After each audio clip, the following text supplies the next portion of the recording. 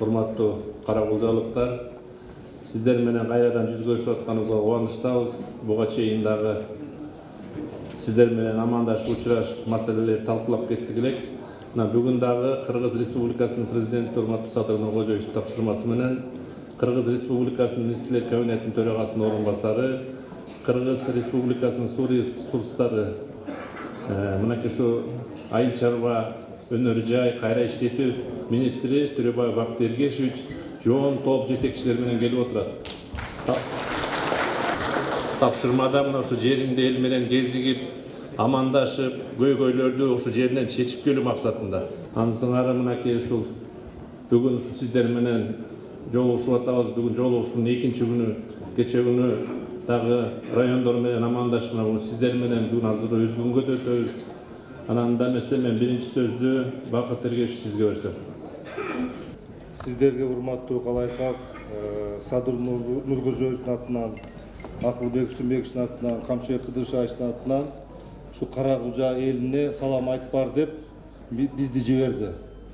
Ар дайыма Каракулжа элинде, Каракулжа жеринде аманчылык, жакшылыктар болсун, ар дайыма ийгиликтер болсун деп айтат элек.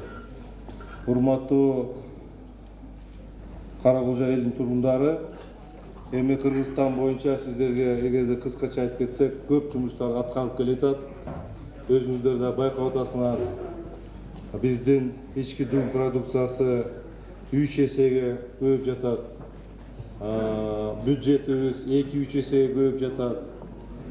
Жолдор, мектептер, ирригация система, таза суу боюнча айлык майналар, пенсия пособиялар баардыгына көтөрүлүп жатат.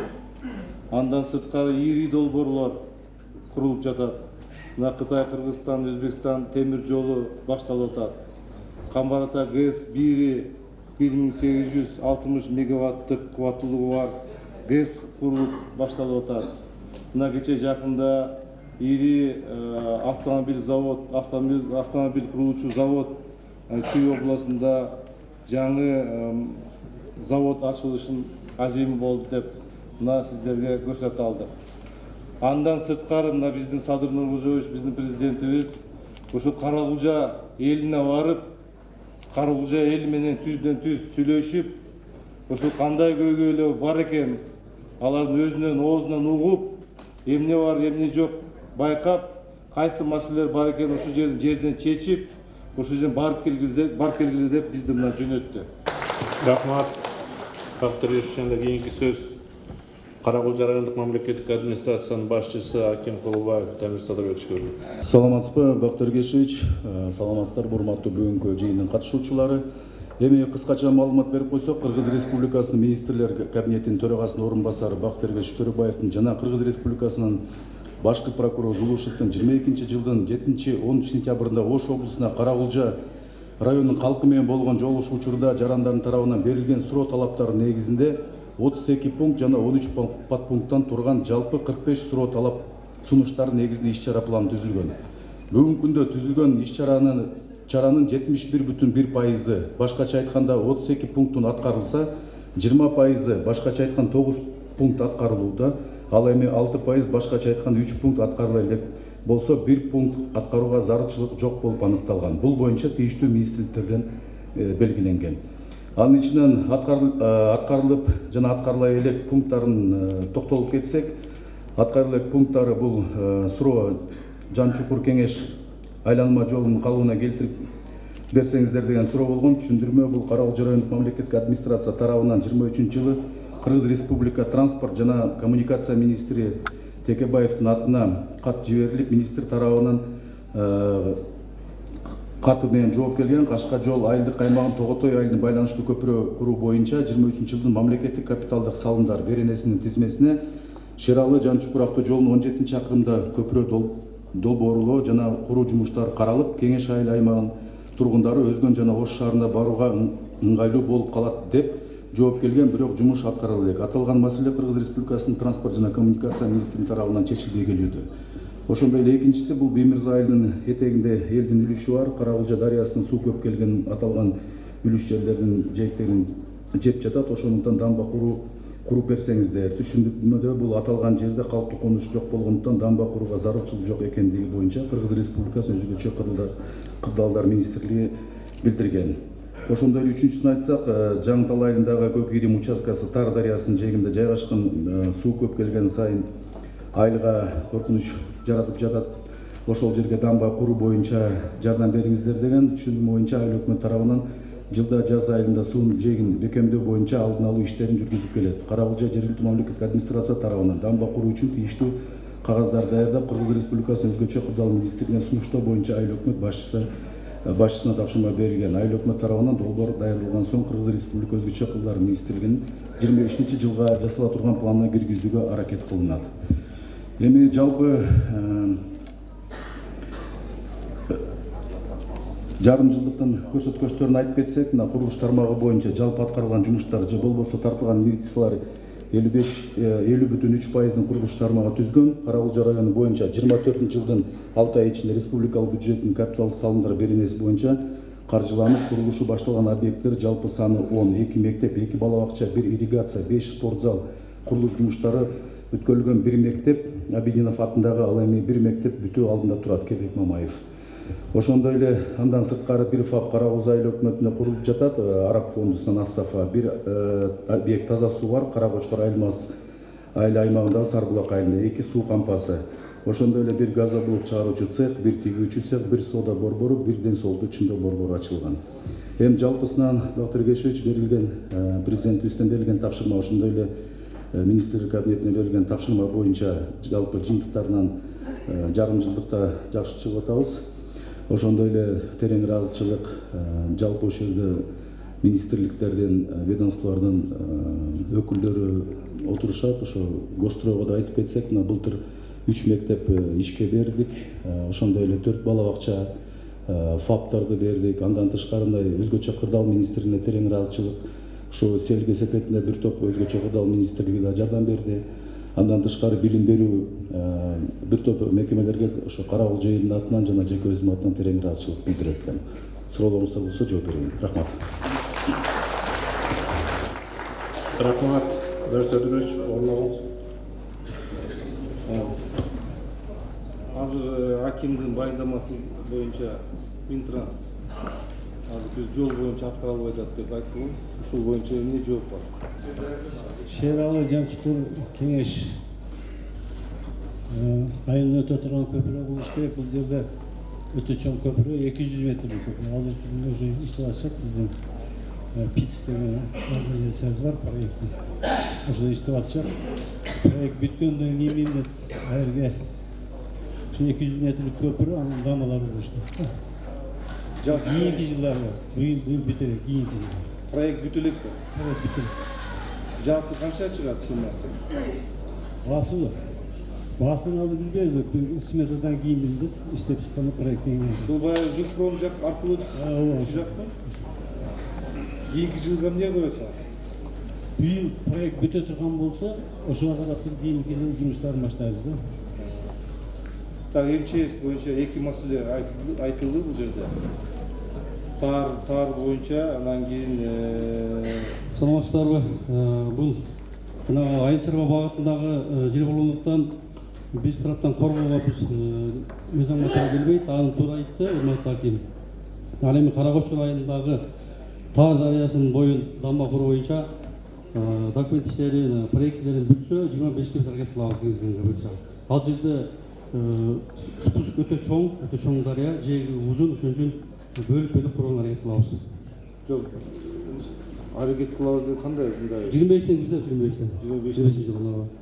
Анан кийин тиги азыр сиз айтып атпайсызбы, тиги үлүш жерлерди жеп аткан болсо биздин милдетибиз эмес депчи. Мыйзам киргизгиле. Мыйзам киргизгиле, аны ким милдети отанды? Ал жерде жеке жерлер да, үлүш жерлер да бар. Жарым королдун мыйзамы боюнча ал киргизгиле закон. Белек тапшырма, мыйзамды киргизиш керек ошол жерде. Хорошо? Бериңиз анда. Урматтуу жыйындын катышуучуларын өзүңүздөр көрүп атасыңар, 22-жылдагы өткөн жыйындын мынакей сиздерге анализин алдыңара коюп берип атабыз. ошону канча пункт аткарылды, канчасы аткарылбай калды, ошо эмне себептен аткарылбай калды деп мынакей ушу Бакыт Элибекович суроо да жолдоп атат.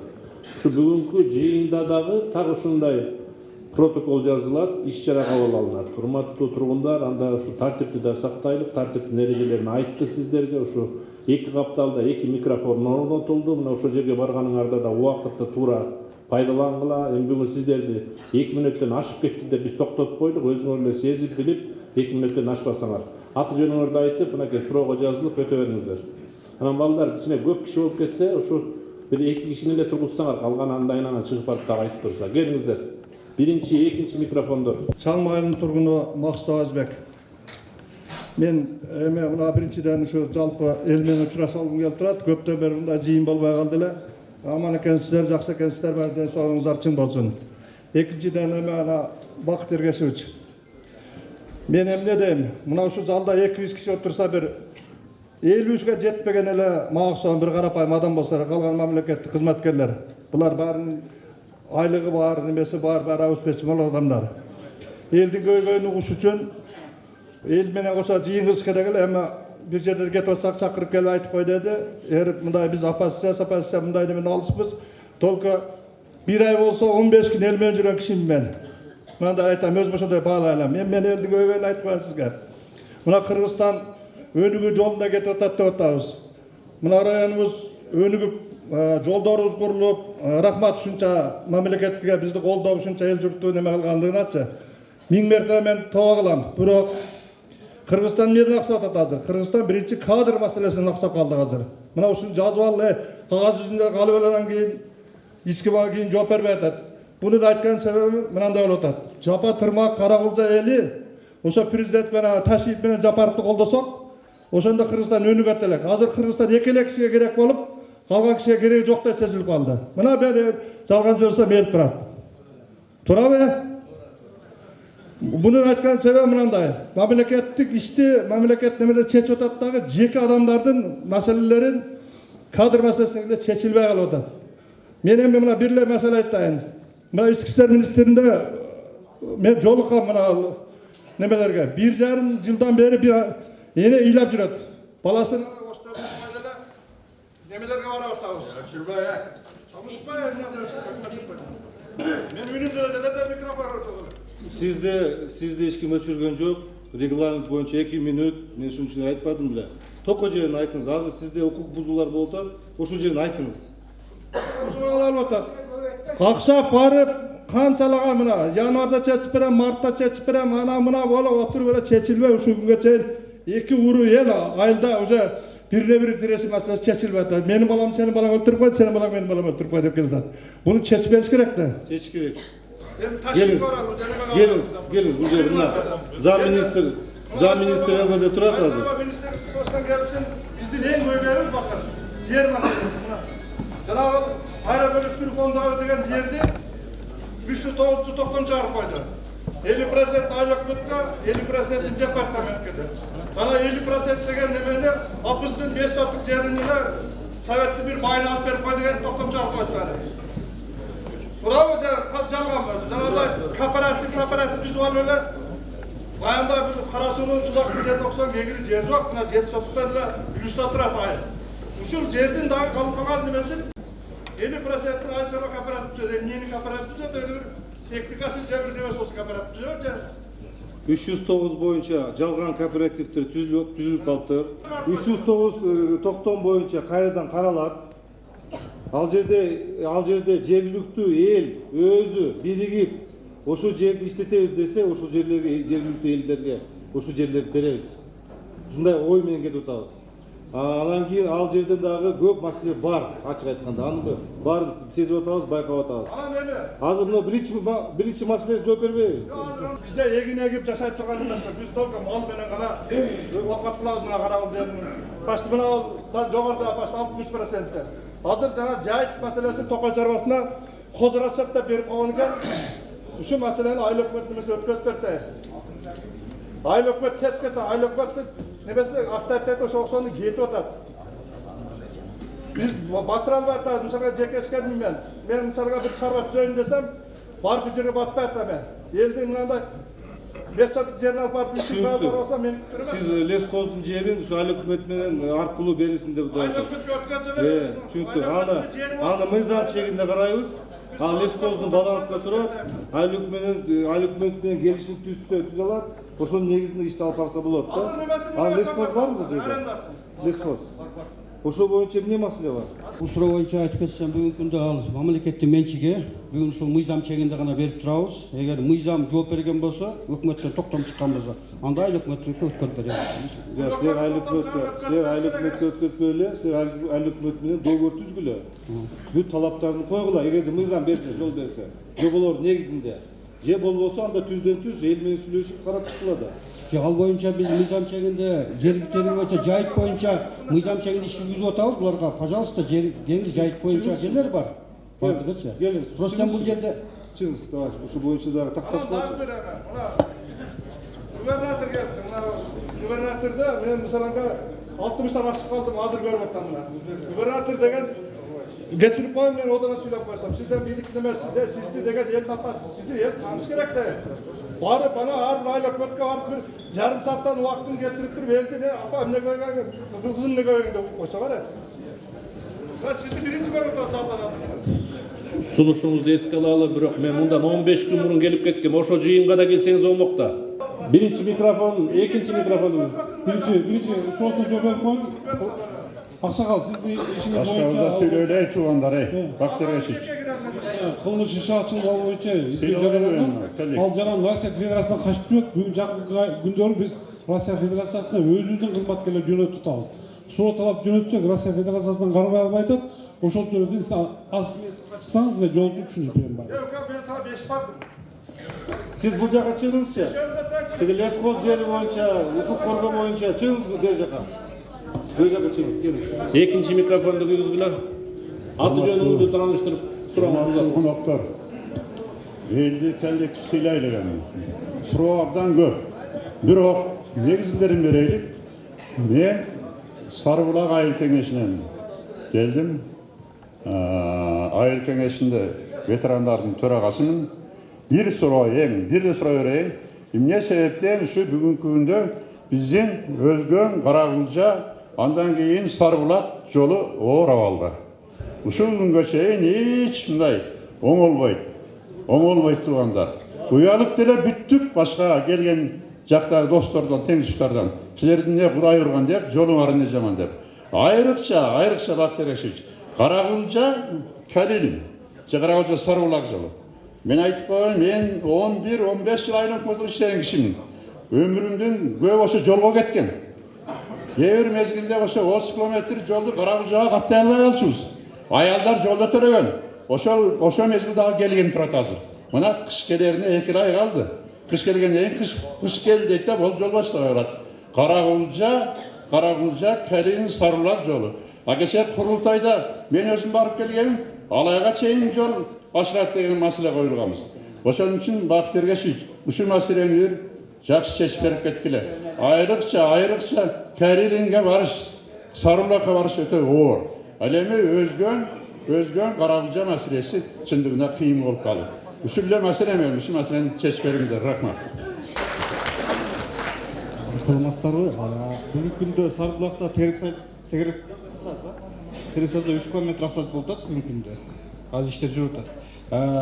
Карагülce Sarıbulakка азыркы күндө проект чыгылган балдар келип атат 5 километр кылып. Özü kança kilometr? Өзү Karagülce Sarıbulak. 23 километр. 23 kilometr? Ылай кала Sarıbulak. Emdiği yılı 5 kilometr de odasın. 24 5 километр болуп атат быйылкы. 24-5 kilometr. Бүтүрөсүңөр мü? Кудай калса бүтүрөбүз. Азыр проект кылган балдар бүгүн келишти. Проект жасап сметасы жасап. Emdiği yılı kança koyuyorsunuz? Да 5 сунуш беребиз да келектен жылы. Быйыл 5 kilometr, кийинки жылгы 5 kilometr. Ошону карагыла, жасагыла. Мындай сөздү укпайм мен кийинки келгенде. Макулбу?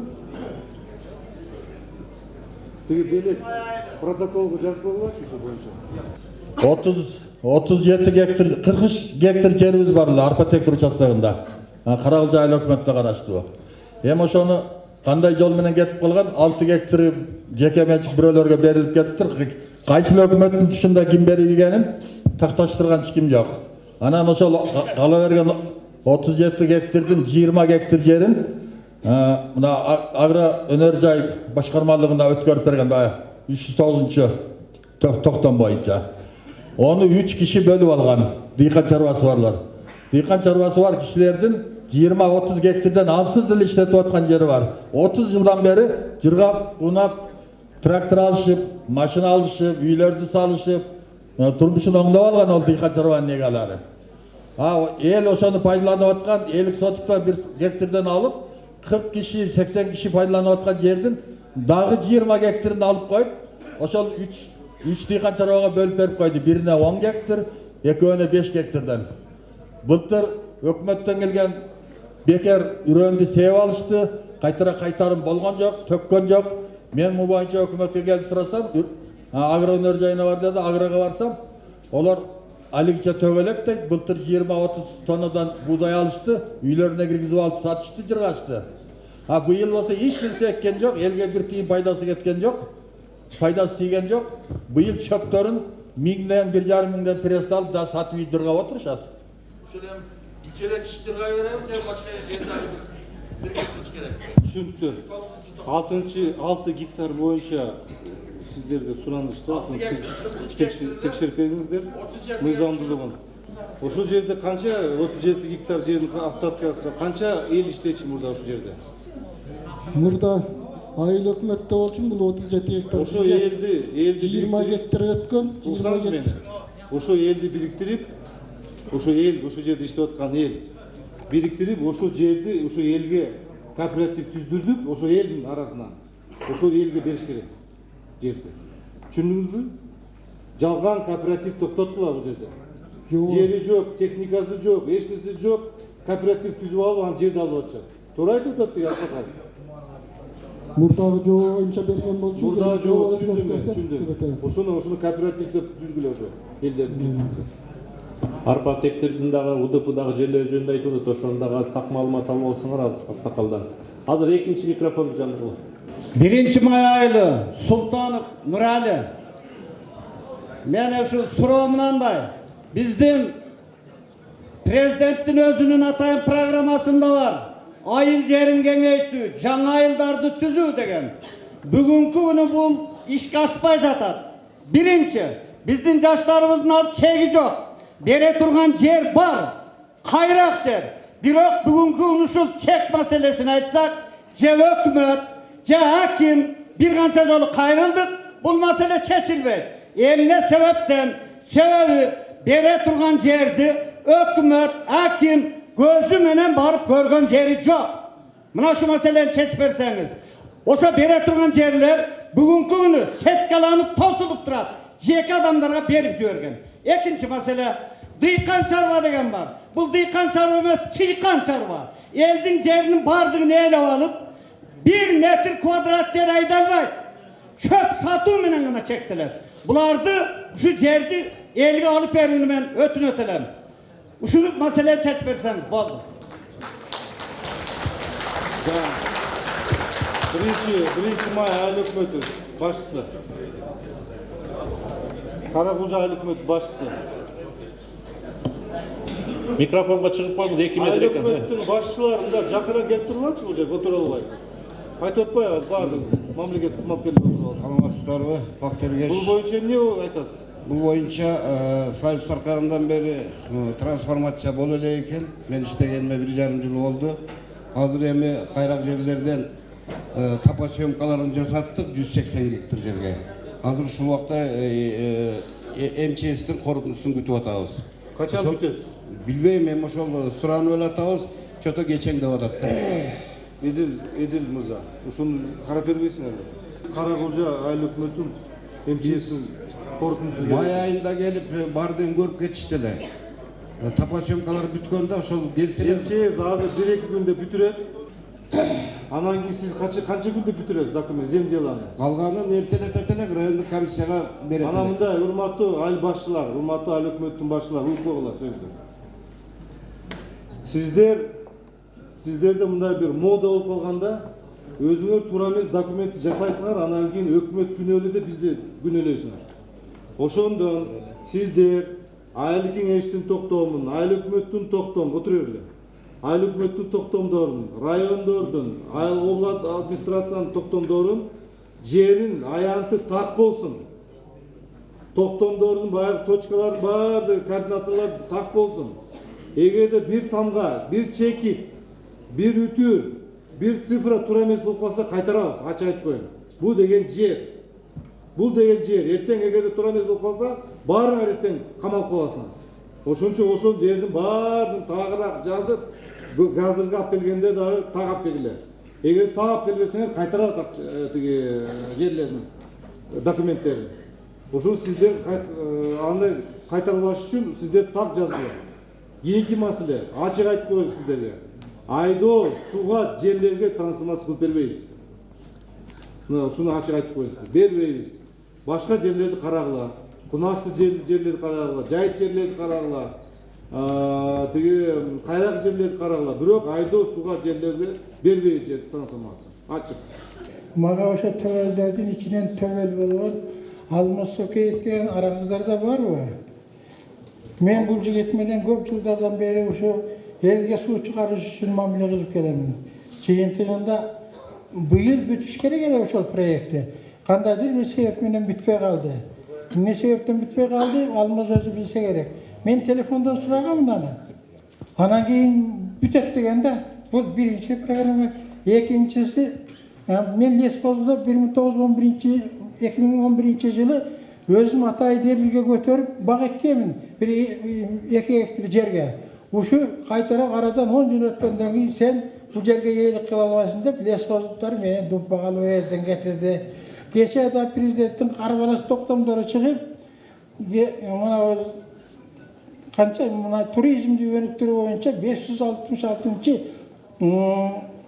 токтомдун негизинде 21 мартта мен ошого таянып туризмди күтүп алыш үчүн бир мындай курулуштарды салдым эле. Бүгүн мамлекеттик тарабынан, администрация тарабынан такталып атканды.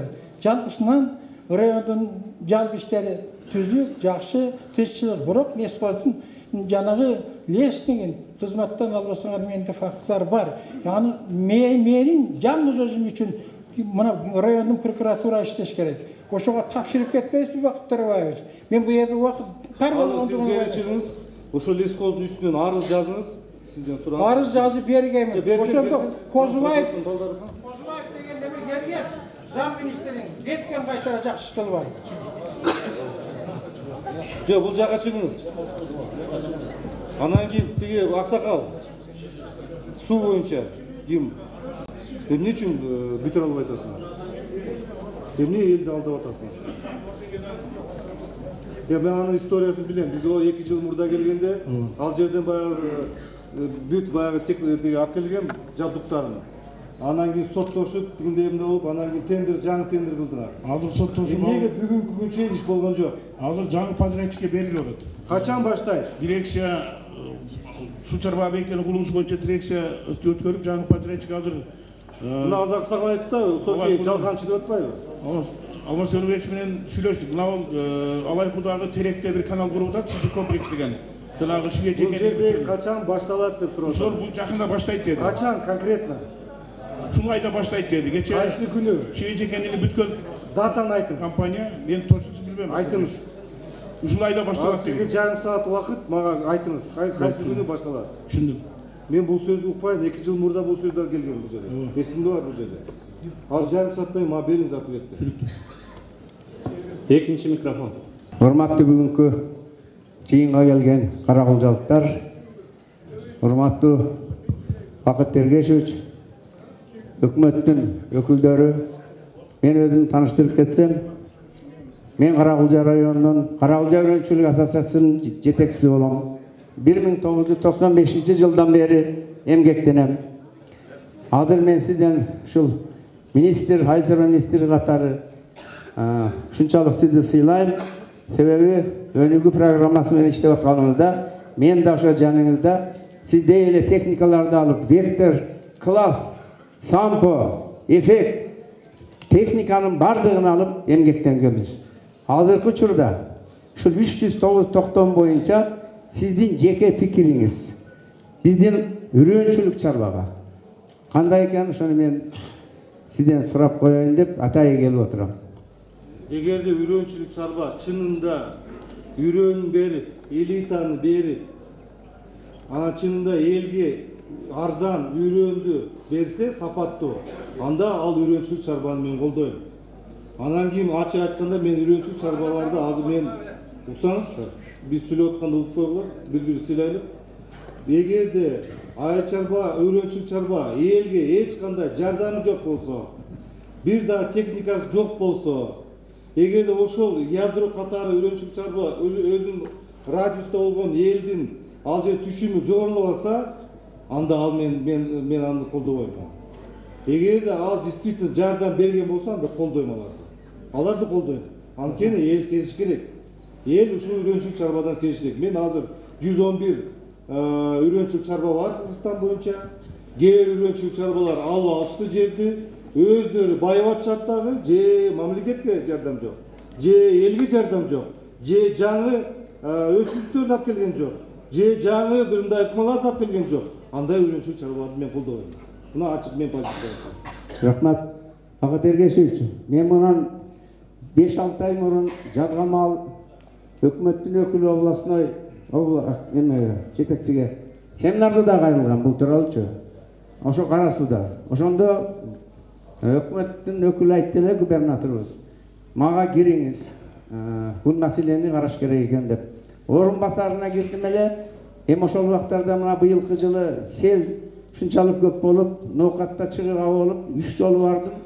Бул өкүл губернаторго мен чындыгында кире албадым. Сиз үрөөнчүлүк чарба статусуңуз барбы? Бар, статус. Бери келиңиз, аман. Разбор кылчы. Не проблема бар? Анан кийин текшердилечи, техника кандай, өзүнүн негизи шарттары кандай, чын эле үрөөнчүлүк чарбабы же эле статусу барбы же? Кийинки микрофонду күйгүзсөңөр. Уюштуруучулар кезек менен күйгүзө бергиле. Биринчине. Саламатсыздарбы, баарыңыздар куш келипсиздер. Биринчиден сиздерге ыраазычылык билдирем, ошончо элдин көйгөйүн угуп чечип берген келген экенсиздер, убактыңыздарды бөлүп. Мен экинчиден айтарым, көйгөйүм мен биздин көчө болуп атат. Мен өзү Каракулча айыл өкмөтүнө караштуу 1-Май айылынын Жолборсу көчөсүнөн келдим.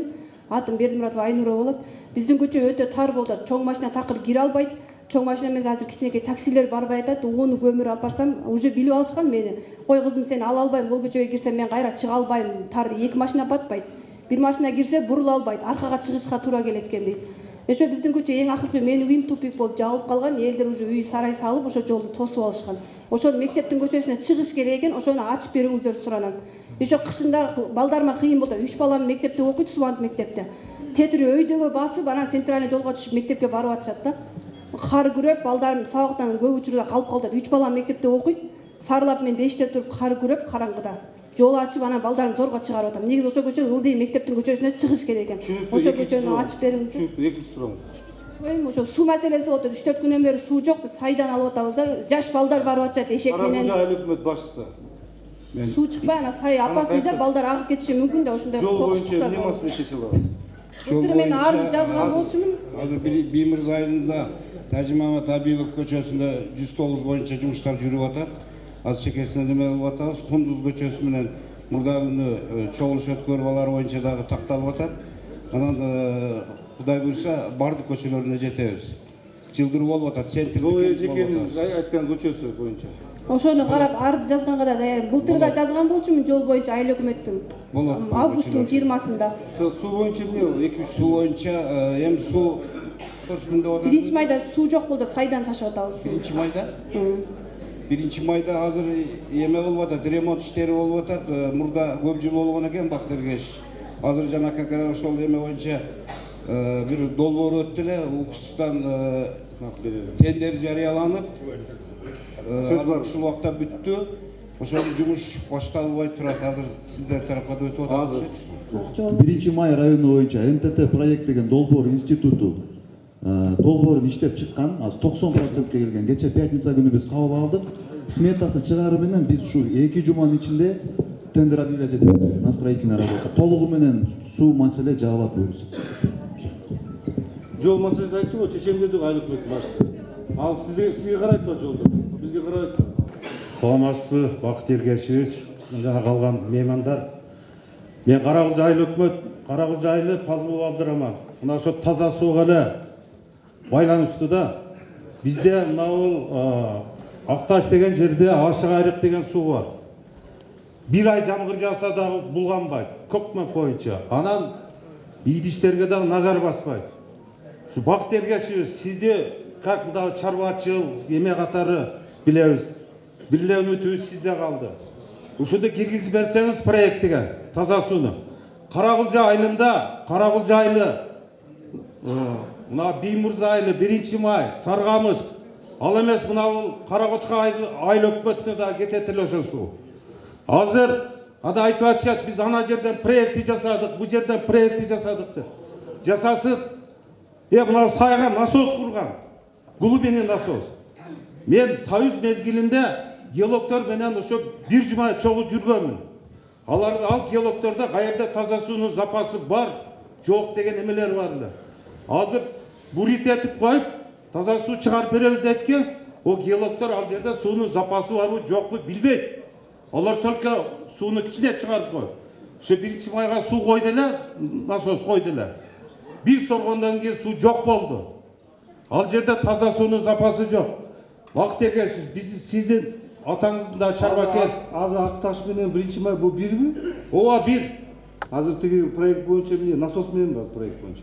Ал бир булактарда. Азыр суроо бере алайын. Ким Азамат? Ошол тиги сен айтып аткан проект боюнча насос мененби?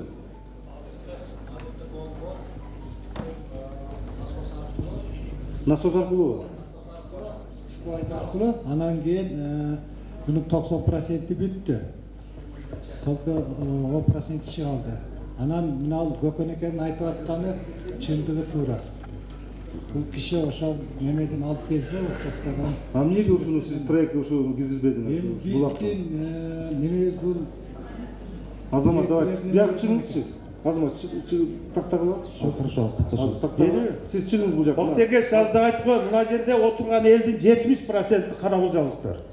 Биз суунун башында жашаганыбыз менен сууга жетинбейбиз. Анан мына бул жана ана элдер эгерде ошол таза сууну сиз баш болуп ушуну колго алып өткөзүп берсеңиз, кылым катыңыз калат бакыт. Сизден суранабыз. Аны президенттин тапшырмасы негизинде келип атабыз. Жасайбыз. Анан Руслан Сатылган, шуну жазып койсоңуз, ушу Карагылжа мына кол чабатпай элдер таза сууга муктаж экен да. Азыр дагы бир жолу проектте ким Азамат азыр чыккыла дагы аксакал менен сүйлөшкүлө. Азыр. Дагы бир жолу ревизия кылып чыккыла проектте.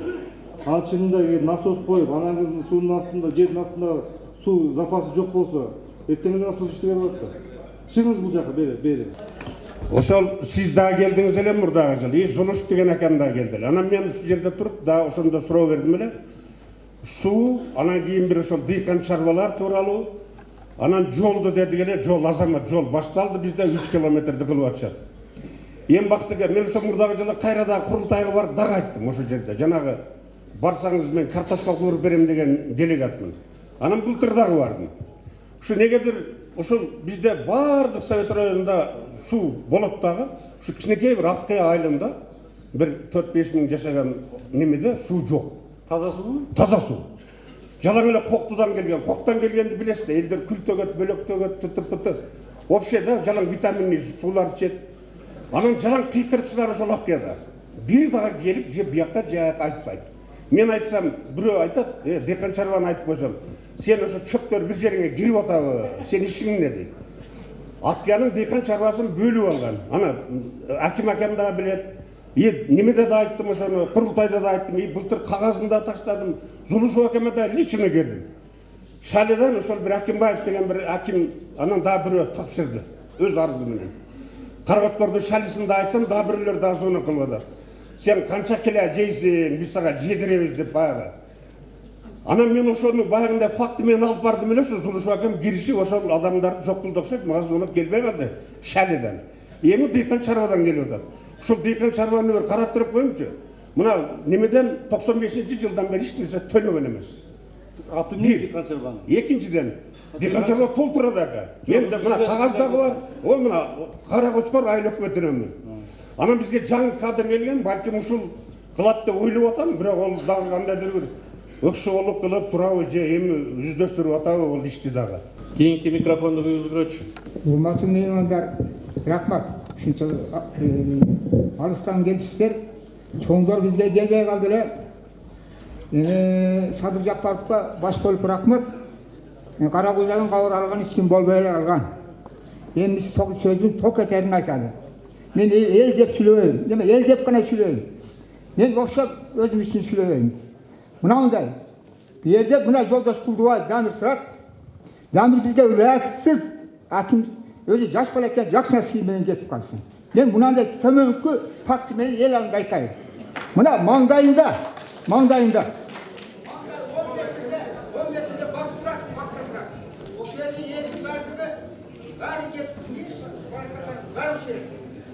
ошол тиктеп коюп атайын. Эмне жазуулар турат? Устолдор устунган. Жок суранган, мен өзүм сүйлөйм бар. Анан ушагын эске алып туруп, бул баланы биз аябай сыйладык. Сен менен бул баланын иши эмне? Бу жерде ел мероприятие менен жүргөндө, элелердин баары болгондо катышып кетип калды. 2 кыз 2 бала.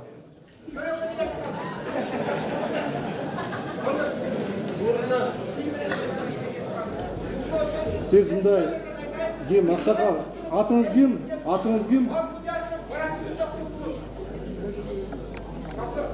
Атыңыз ким? Аксакал, атыңыз ким? Бергейчи.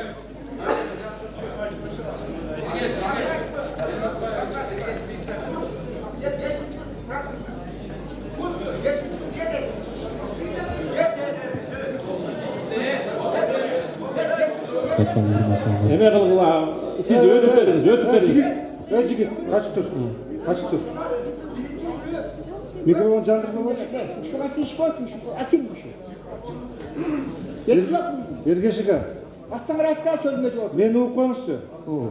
Сиз азыр мындай кичине эмоция. Кой тур. Ой, милицияга. Алло.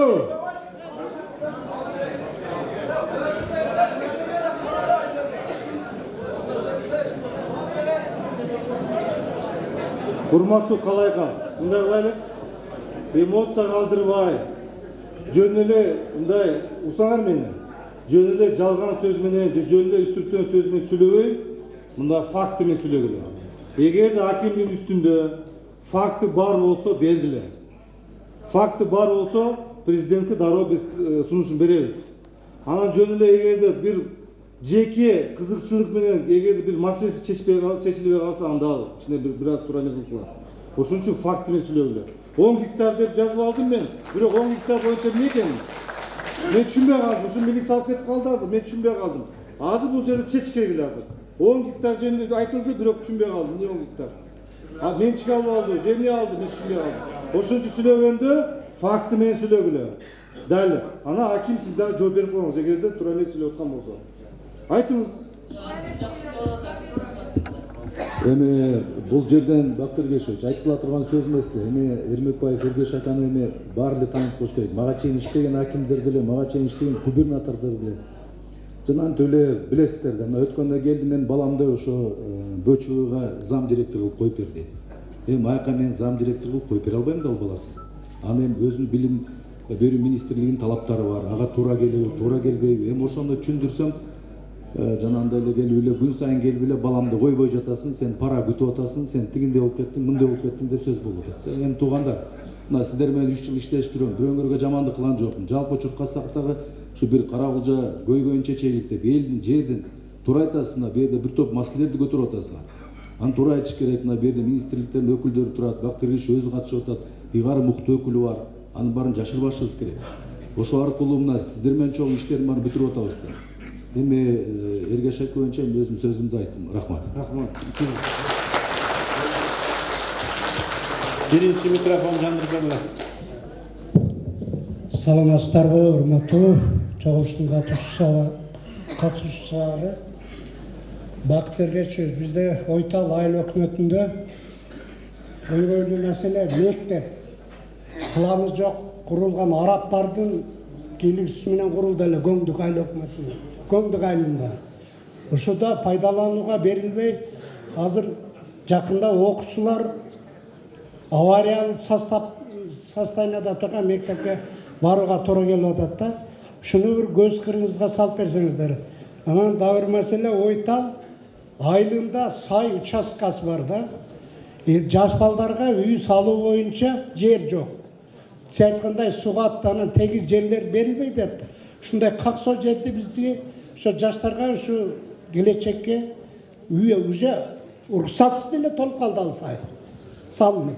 Ошого кызыл китебине уруксат алып берип койсоңуздар жакшы болот эле. Экинчи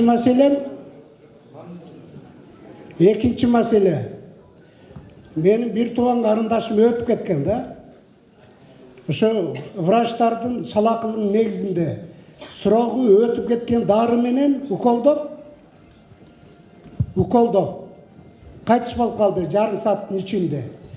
Мага райондун прокурору менен главврачтык кызматтан тезинен чара колдонуп бербесеңиздер болбойт.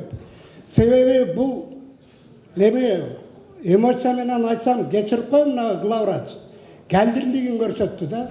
Бир жерден кызматтан алып Ойтал айынын эли башка мамлекетке карайт окшойт чамасы. Медицинадан бир жерден ката келсе, наркы кызматтан да кетиш керек да. Мага жанагы прокурор болсо эшин култап койсун. Элдин көбөйүн чычалабандай. Ушул маселе.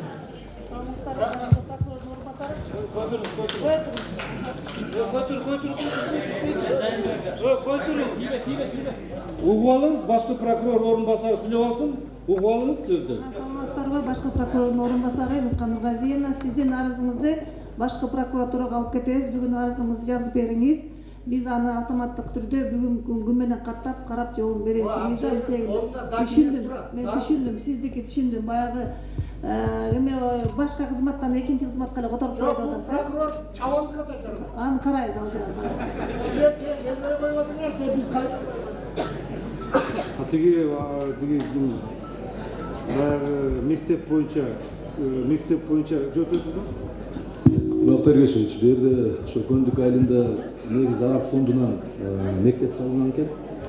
Бирок эми салынган менен бир дагы тиешелүү документи жок болуп атат. Эми аны арткы срок менен кылганга мүмкүнчүлүк болбойт экен. Мындан тышкары салуу мезгилинде ошо мектептин строительный нормага туура келбей жатат да. Мен ошону айтайын дедим, ошо Көндүк мектебин Гострой менен сүйлөшүп же аны башка социальный объектке которсок, бирок бала бакча эмес. Анан ошо Көндүккө кайра мектеп салууга сунуштасак жакшы болот эле ошол жагы. Бакыт Эргешевич, мен Саргамыш айылынан Байек болот. Саргамыш айылын сиз жакшы билесиз, өзүңүз баргансыз ал жерде көпүрөнү ачканда. Биринчи маселе мындай болот. Дамир Садырбекович келгенде биз суранганбыз.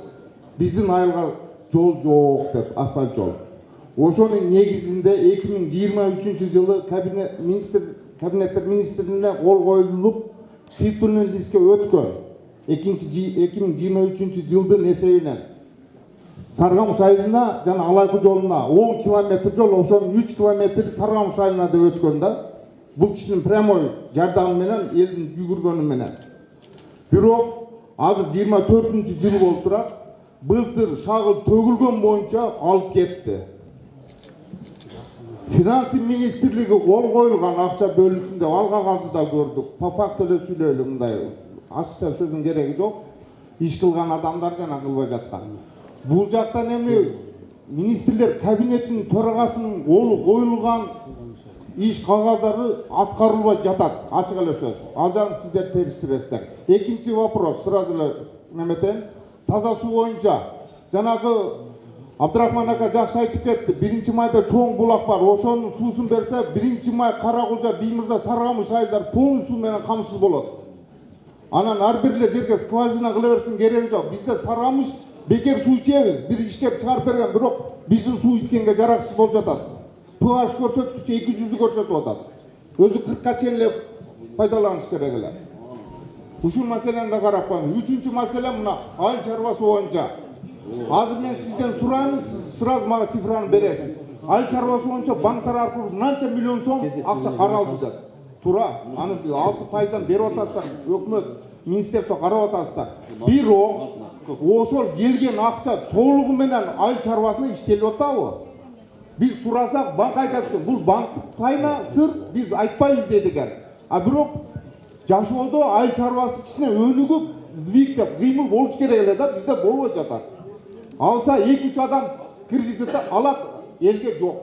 Рахмат, ушул суроолорду карап койсоңдар. 80% мал чарбага алып атышат, 20% өсүмдүктөрдү өстүрүү боюнча. Бирок жалпысынан өзү Кыргызстан боюнча 12-13 миң адам эле алууда. А өзү бизде 543 миң дыйкан бар бизде. Бар жетпейт бул акча. Ошон үчүн ушундай көрүнүштөр бар. Жетпей атат дегенде мындай деген сөздөр бар. Бирок жетишиш кыйын экен, урматтуу калайка. Ошон үчүн бул жерде мындай biz az Ayl Bank, Mersika Bank ayttık. Эгерде бул дыйкан быйыл алган болсо эмдики жыл албасын, башка дыйкан алсын. Список жаңылап кетсин. Ар жылы жаңы дыйкан алсын деп биз аны тапшырма бердик. Анан жол боюнча Сары Камыш 3 километр деп атпайбы? Эмне үчүн шагыл төгүлүп, тиги жумуштар болбой калды деп атат да. 20 жылы бул жерге шагыл төгүлүп, кыштын жүрбөй калганбыз. Быйыл мына стихиол кичине кечеңге туруп атабыз. Ошол жылы бүтүрөбүз 3 километр толугу менен. Бүтүрө аласызбы? Жетишесиз. Тиги азамат таза суу. Дагы мына экинчи жыл айтып атат да, тиги булактан алыла деп. Ушуну кайрадан карап чыккыла. Макулбу? Ушул таза суу маселеси байма-бай көтөрүлүп келип атат Бактырович. Ошол жерде эгерде проекттен отклонение кылып туруп, дагы мындай расширение кылып, 20 километр алыстыкта да бул чындыгында жана жерден дебит чыкпай калып атат да. Ошон үчүн бул жергиликтүү элдердин да сууну ушуну эске алып туруп бир карап көргүлө. Эми бир аз акча кошумча талап кылынат. Бирок суу сапаттуу, анан тиешелүү көлөмдө берип койсоңор да. Ошон үчүн проекттин келечегин, туруктуулугун карап көргүлөчү. Саламатсыздарбы, урматтуу Каракылжа районунун тургундары, урматтуу биздин районго келип отурган жетекчилер, Каракылжа районуна кош келипсиздер. Урматтуу Бакыт Эргешевич, бүгүнкү өлкөбүздө болуп жаткан жетекчибиздин саясатына жана жалпы болуп жаткан ийгиликтерге Каракылжа эли биринчиден ыраазы сиздерге. Өткөн жылкы өткөргөн жыйындарыңыз бул жасакерлик эмес, ачыгын айтып коюш керек, жемиштүү болду. Ошол жыйында айтылган өрт өчүрүүчү машинелер, рейс ишканасына бир кран, экскаватор жана ошо районго сиздин жыйында обещать этилген техникаларын келди, ыраазычылык билдиребиз.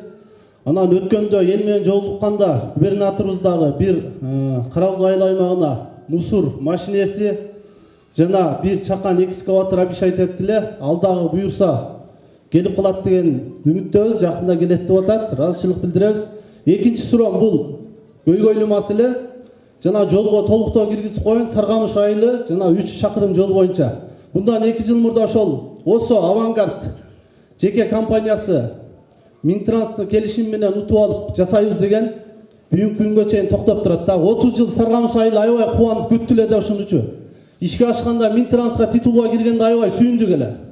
Ошол эми азыркы күндө жанагындай тандалма саясат болуп атабы, кайерден депутат чыкса же амалдуу кишилер чыкса амалдуу. Ошол тармакка жылып кетип атабы, ушул Саргамыштын жолу ич ордунан кыймылдабай эле койду да. Каракылжанын жол тейлөө мекемеси менен Оштогу Кыргыз автожол ишканасы менин экинчи үйүм болуп калды. Каттай берип, кайрылып берип, жалган сөздөр айтсын. Facebook аркылуу айыл тургундары президентибизге улуттук коопсуздук кызматынын башчысы Камчыбек Кыдыршевичке да кайрылуу жасашты да, түз эфирден. Бирок ушул күнгө чейин эч жыйынтык болбой атат. Шуну бир өзүңүздүн министрлер кабинетинин төрагасынын биринчи орун басары жана Кыргыз Республикасынын мекенчил уулу катары бир блокнотуңа жазып алып көңүл буруп коюңузчу. Анан экинчи суроом, өзүңүз айыл чарбасына келип калдыңыз. Аябай жакшы иштерди алып барып атасыз. Мына биздин район мал чарбачылыгы менен алектенген район толду. Ушу бир районубузга жүүн анан ушу тери иштете турган бир заготовка кыла турган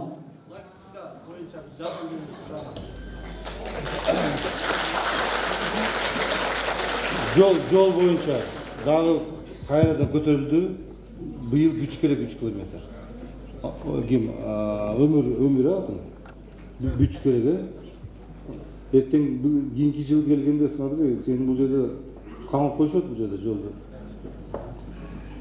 Анан кийин тиги жүүн боюнча атын айтпай койдуңар, максат Сиздердин дагы бизде азыр жүүн боюнча бир чечим бар да. Жүүндү жуй турган кичинекей чакан цех сыяктуу жасадык. Ошону сиздер бир шейге келип көрүп кеткиле. Акча дагы бар.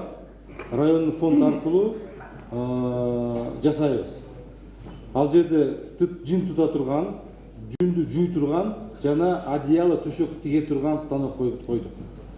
Ошонун акчасы дагы бар, ошону алып келип койгула бул жерге. Анан фонддун акчасын мен силерге алга дагы иштеткиле. Биз келгиле дагы бизде Бишкекте проектный офис бар. Ал жерде Асхат деген жигит бар. Ошол жигит түшүндүрүп берет. Ошондо жүүн маселесин биз чечебиз. Мына азыркы күндө уже мына коюп атышат азыр. Чаткалды коюп атышат, тиги Истикөлдө коюп атышат, Нарында коюп атышат. Сиздер да келип койгула ошону. Ошондо сиздер дагы жөн эле жүүндү жуубай эле ал жерде таза продукт чыгарасыңар. Макулбу? Максат. Урматтуу карагылжалыктар, мына өткөндө ушундай бир 1,5 ай жүзү болду го дейм. Ушунда калың эл менен сүйлөшүп атканда дагы ушул спецтехника жөнүндө маселе көтөрдүңөр эле. Азыр мына фонд отурат бул жерде, обул фонд. Туруп койсоңуз. Мына ушул жерде атайын техникаларды алып берүү боюнча тапшырмалар бердим эле. Азыр кайсы кезегинде мына эмне жумуштар жасалып атат, ошол жөнүндө маалымат айтыңызчы. Качан беребиз техниканы? Саламатсыздарбы, урматтуу карагылжалыктар. Бул эки спецтехника бизден каралып, жактырылган. Бүгүнкү күндө тендер өтүп, жана подрядчиктер аныкталууда. Бир экскаватор менен бир мусоровоз берилди. Ал эми жол боюнча айтсак, Карагылжа районуна Карагылжа айыл өкмөтүнө 1 километр. Ал Максутов көчөсүнө бердик, аны. Андан тышкары мына азыр Сарыгамыш айылынын тургуну суроо берип атпайбы? Ошол жерге фонд аркылуу китепканаңарды дагы шарттап бергенбиз. Бул дагы обул фонддон жасалып атат. Ашканадагы маселелер. Муну да айтып койгонга, тез арада чечип берилет, техникалар берилип алган. Жарайт. Кошумча спецтехника боюнча биз Карагылжа районунун ООсуна бир жаңы экскаватор берип атабыз азыр. Ошондагы тиги каналдар казып, тигини жооп берип коюңузчу канал боюнча. Азыр ушул жерде болгон сөздү Алмаз Төрөбаевке жаздым эле WhatsApp'тан. Азыр буквально азыр жооп бердим. Куруучу организациянын маалыматына жараша бүгүн саат 3-тө бир чоң экскаватор 1,2 куб экскаватор, анан 1,8 куб тагышып келет, эртеңден жумушту баштайт. Уктуңуздар, а?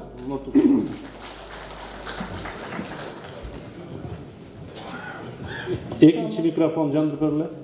Саламатсыздарбы? Бакыт Төрөбаевич, 22-жылы келгенде дагы мен сизге кайрылганмын. Өзүм 2-группада инвалидмин. Аты жөнүм Бекмурзаева Калыс, Карагылжанын тургуну болом. Мен жер боюнча келдим. 30 жылдан ашты, почти 32 жыл болуп калды. Жер ала элекмин. Ушакка чейин. Акимге келдим, айыл өкмөттөргө кирдим, бирок жер жок деп эле туруп берип атышат. Үй курганга? Ооба. Ошондо биз айыл өкмөткө тапшырма бергенбиз да, чечип бергиле маселени. Такыр жер жок деп эле жооп берип атышат, бирок мындай эмеси жок да. Чечебизби эмне болот? Дагы жер жок бул жер. Жанагы трансформация кылса деле берет эле көчүт менен. Кана документтери кана? МЧСдин корутундусун күтүп атабыз. Эдил мырза, бүт сизде экен колуңузда. Азыр тапшырма бериңизчи азыр. Жооп берчи.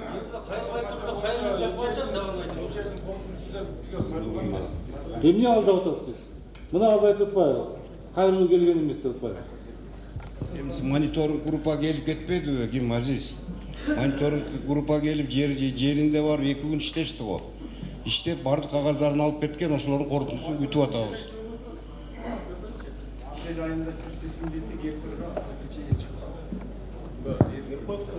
Бергенсизби? Мен жер ачсам күндө сурайм, кана десем эме болбойт. Кана ошо документ бар берген. Электронный барбы? Чыгыңызчы бул жака. Мен эме болбойт экенмин. Чыгыңызчы. Ошо электронный заключениесин бериңизчи. Мына урматтуу баягы биринчи аксакал айтып калды да, туура айтты да. Кадр боюнчачы. Мына заключение 4-августта берилди атасызбы? Качан берилди? 4-апрелде бериптир.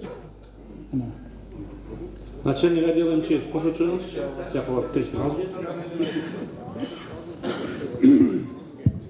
мына жердеки милиция балдарга кыш болобу, жай болобу, нар жак бер жактагы болсо дагы кечекиндей сел болгондо дагы биринчи очурда ушулар кетет экен. Мен ушуларга таазим кылам, ыраазы кылам.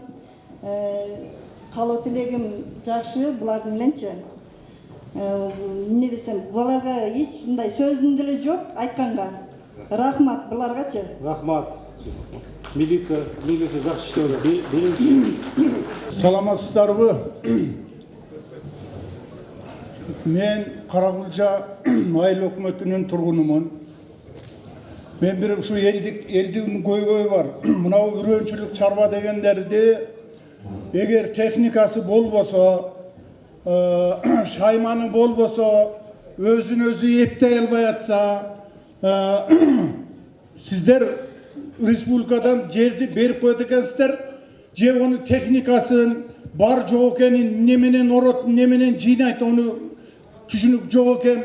Мынау айыл чарба департаменти деген отчетту берген отчетту ала берет, сиздерди алдай берет. Райондо дагы ошондой. Сиздерге отчетту жанагындай асман жерден, воздуктан чогултуп алып бере берет, ала бересиздер. Элден бир сурап койбойсуздар, чын.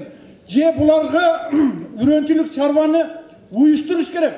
Уюштуруш керек. Бул үрөнчүлүк чарбанын бары жакшы. Бирок ошого республика тарабынан кичине onu bir жөлөмөлөп тургузуш керек. Буту колуна тургузуп бир жүрүп иштеп кетиш керек. Бу бечара егет, орот, тыйынга ордурат, ташытат, тыйынга ташытат. Анан өзүнө эмне кылат? Эчтеке калбайт. Анан ошол үрөнчүлүк чарба бере алабы немеге? Элге бир түзүгүрөөк бир жанагындай улук бере алабы? Бере албайт.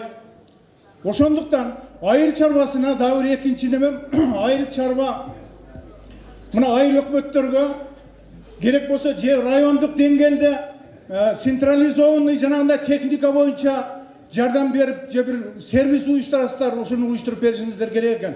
Анткени элдин мүдөөсү мына азыр ушул күнгө чейин биздин мына ушу Каракулжа районунун центринен жогору 1-майга чейин эккен арпаларыбыз орулбай турат. Күнүгө издеп жүрөбүз. Комбайн издеп жүрөбүз. Жок эмес. Булардын чүнүктүү болду. Азыр сиздин сурооңузга дароо эле эмне кылайынчы? Руар. Руардын жетекчиси ким? Сизби? Техника жетпей атабы? Не айтып атат го техника жетпей, оролбой жатат деп. Буларда техника бар. Айыл өкмөтүнүн жайытка келген бир техника бар. Комбайн. Ал арендага берип койушат. Арендатор о бечара комбайндын арендатысын төлөш керек. Урматтуу калайка, кайсы айыл өкмөттө азыр техника жетпей атат? Жетпейт мына. Кой туруңуз. Кайсы жерде жетпей атат? Так, неге жетпей атат? Чалма айыл өкмөтүнүкү бүтүп эле калды, жетмек турсун. Оруп бүтүп атат. Так. Кече барып көрдүм. Азыр бул аксага айтып атат, жетпей атат деп. Бул ишler мен көрө элек болсо керек да, комбайндар жетиштүү эле болуп атат. Азыр Каракулжада кече келдиби Каракулжаныкы, дагы кошумча. Келип аны айыл өкмөт турат. Жетишсиз. Бизде мынандай. Просто айтып турган кезде. Специализация боюнча вообще райондо көңүл бурулбайт. Так. Мен мынантип эле айтып берейин. Өзүм агрономмун. Агрономистский тил менен айтканда, кайсы жерде жанакы сезон келет го? Жок, андай эмес. Бизде райондун центри ысык болгондугуна байланыштуу бизден комбайн биринчи бизге түшүш керек. Бизден наоборот чалмага барат. Тоонун түбүнө барып алат. Раса бул неме оруп аткан малды. А биздин арпалар ыргыйт. Олар келче, мына мен азыр издеп жаным кошайып жүрөт. Жок, кайсы жерде азыр айтпайсызбы, кайсы жерде? Жок, кайсы контурда? Мына ушул жерде. Кайсы жерде? 5 жак. Айдагыл азыр 5 жак. Барыңыз. Азыр бир сааттан мага келдиңер. Да чыгыңыз. Чыгыңыз барыңыздар. Давай, аманат. Айдагыл. Анан кийин, эгерде жалган сөз болуп калса, бул чыгып айтыңыз жалган сөз болуп чыкты. Келди азыр. Ооба. Уят болуп калбаңыз өзүңүз дагы. Келиңиз. Экинчи микрофонду күйгүзүңүз. Да, аманат. Салам алейкум. Çoğunlukta oturan aksakallar, kızlar, barımız. Бақыт Ергешевич, мен Ылайтала айыл өкмөтүндөгү тургунумун Каманчы айылынан. Сөөгү моштук болгону менен этим чүйлүк болуп калган. Орустар айтмакчы, эки тоо көрүшөт, эки адам көрүшпөйт дейт. Жазда сиз менен сүйлөшкөн элем. Коюңуз банк боюнча араб мамлекети менен кабыл алдырбай койду балдарыңыз. Ол бир. Экинчиден эми сиз бу жерден эми атыңыз чыгат. Ушунчалык болгондон кийин бизде улуу депутаттарыбыз көп, кыйын бывший экстерибиз көп. Ошон үчүн бир сурообуз, мына ушул жерде индустрияда айрыкча келген шарттарга кыйын экен.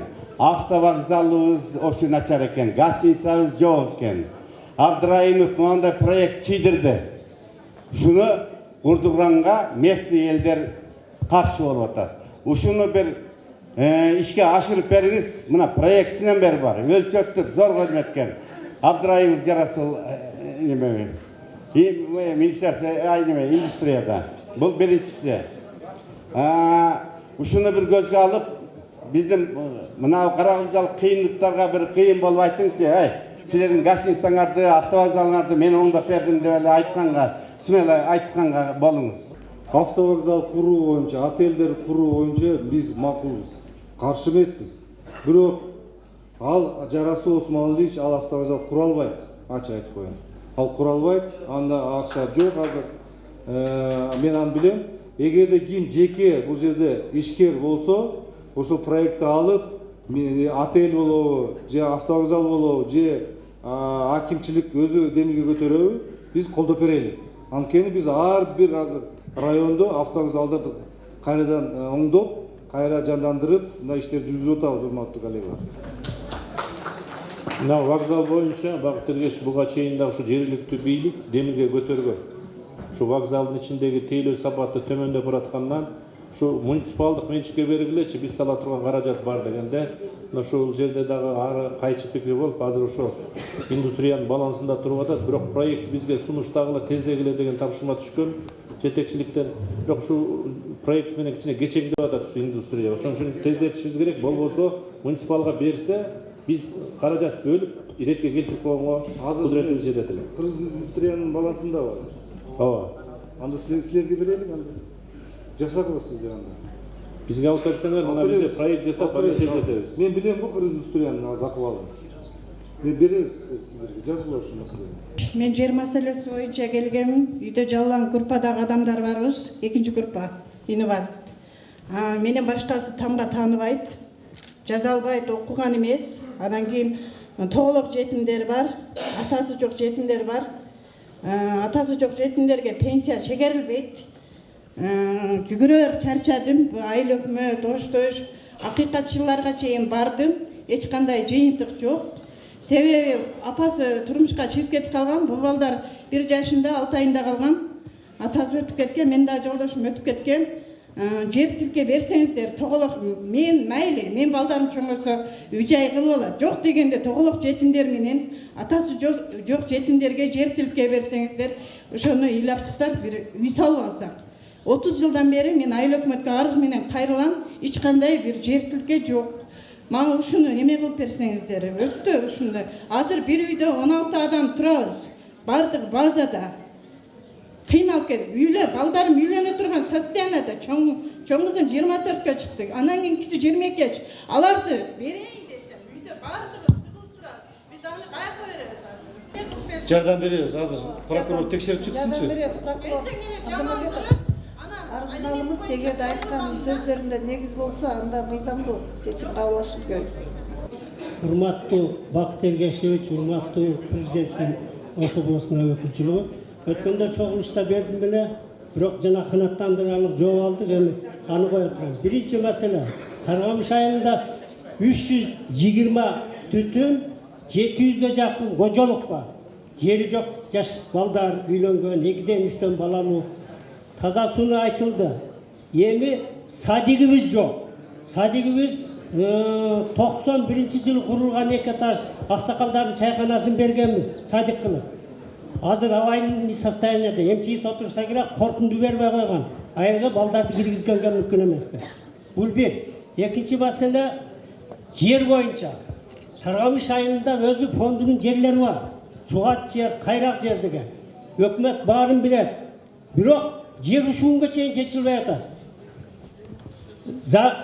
Замир Мырза өзү да чечем деди эле. Бирок кайrak жер Тескейде турат Караташта 10 гектар ашып. Ошол жерден берсе болот. Суусу чыгарылган. 85-жылы суу чыгарылып калган. Кайрылы Каракулжа Sarıkamış ayda. Ошол жерде кеткен жанагы эмеде чемчес немесинде. Чемчес бүтүп тур. 10 гектар жер. Ошол жер келсе документтерин рассан эме кылабыз. Ошо 10 гектар ошо киреби ошака? Ооба. 100 ошончо ичинде 187 ичинде бар. Киреби? Кирет. Ал айдоо сууга жер эмеспи? Кайрак.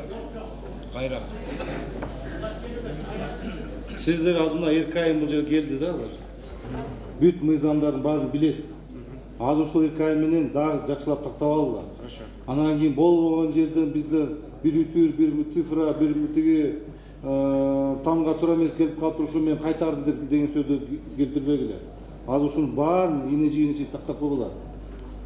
Земделанын жакшынакай газыр бар бул жерде, райондун газыр. Ошол райондун ким госрегистр, сизби?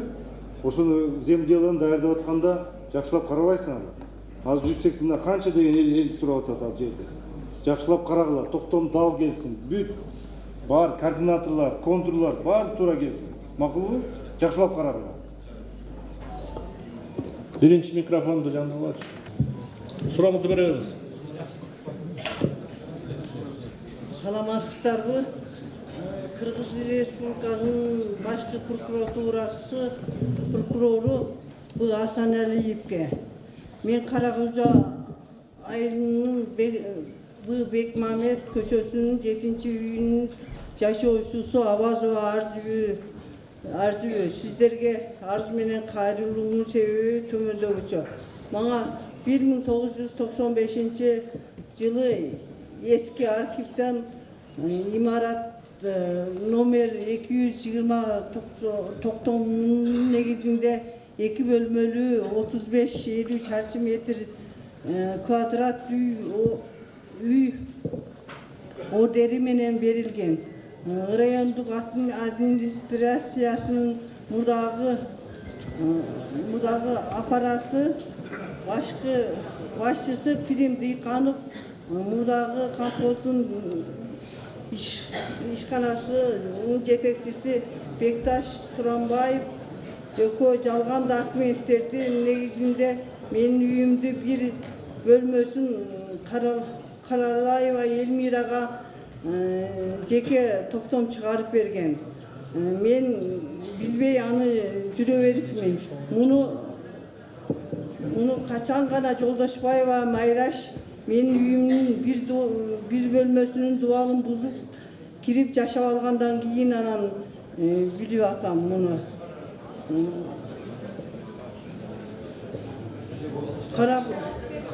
Каракулжа Ирөдүн прокуратурасына арыз менен кайрылганмын. Мен эч кандай жооп берген жок. Ушуга байланыштуу мага печет басылбай, кол коюлбаган токтомду, тек паспортту даярдап берген. Госрегистрдин ишканасындагы азыр жетекчиси Орозов токтонат. Эже саламатсызбы? Сиздин арызыңызды мурда Каракулжа прокуратурасындагы рогоду караган экен. Сиздин арызыңызды биз башкы прокуратурага көзөмөл менен алып кетебиз. Биздин балдарга өткөрүп бериңиз арызыңызды. Экинчи микрофон жандыгырла. Саламатсыздарбы? Урматтуу Бактиер Левчевич, урматтуу губернатор, аким, жана ушул жерде жыйында чогулуп отурган жалпы Каракулжа эли түшкөнсүздөрдү айтмакмын. Ошондой эле мен Алай көрөнүндөгү быйыл бириткенден кийин калай куу ай документ алып калдык. Кызылдар айынан келдим. Мен биринчи суранычым Бактиер Левчевич сизден суранат элем. Урматтуу Акылбек Үсөнбековичке, министрлер кабинетинин төрагасына бизден Алайкө элинен жана ошол Алайкө элинин өкүлү болуп 2023-жылы мына 9 декабрда райадминистрациянын залында жолугушуп биз Алай көрөнүнүн өкүлдөрү анан убадалаштык эле. Быйыл бизге мына жаз шыгары менен барып Алай көрөнү өз көзү менен көрүп, ал жердин көйгөйлөрүн да өз көзү менен көрүп, өз кулагы менен угуп, элдин оозуна алып, анан барып ошого жараша бир Алайкы элдин көйгөйлөрүн чечип берсеңиз деп суранган элек. Тамаша арасында ичинде Алайкынын кымызын ичиңиз, Алайкынын союшун жеңиз деп сурандым эле. Бирок күтүп атабыз, эмчекти бара элек, убадасын аткарып койсо жакшы болот эле. Анан ошол жерде, ошол жолугушуудагы биздин эң биринчи көйгөйүбүз Каракулжа Алайкы жолун Чалма айылынан жогору карай асфальтта берүүнү өтүнгөнбүз. Жалпы Алайкы районунда 4 айлык өкмөт бар. Жалпы 22 миңден тегеретесинде эл жашайт. Бул эл тетиги калмактардын доорунан бери ошол Алайкы районунда тетиги Кытайдын түйүнө барып сүрүлүп барып жашап калган биздин Алайкы эли.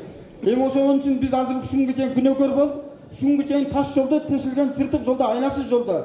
Бүгүнкү күндө Кыргызстандын бир да айылында мындай жол жок болуш керек менче. Бакыт Эргешевич. Ошон үчүн биз ошол эмеге Акылбек Үсөнбековичтин колунан келет деп экинчи адам өлкөбүздөгү деп суранган элек. Барып көрүп келсе жолду жылда 5 километрден мына Минтранстын планы боюнча жасабай, бир 20 километрден эң кеминде болбосо 30 километрден планга киргизип, атайын долбоор менен сметасын каратып, түздүртүп туруп, анан кийин бир атайлап бир мамлекеттик деңгээлде асфальттатып берсе деп сурандык эле. Бул жол 2022-жылы 1-жолу Садыр Нуркожоевичтин катышуусунда 1-элдик курултайда барып айтылган, биз тарабынан тиешелик каттарды бергенбиз. Жыйынтыгында Садыр Нуркожоевич бүткүл Алайкы районун сүйүндү эле. Болду, жаз чыгып.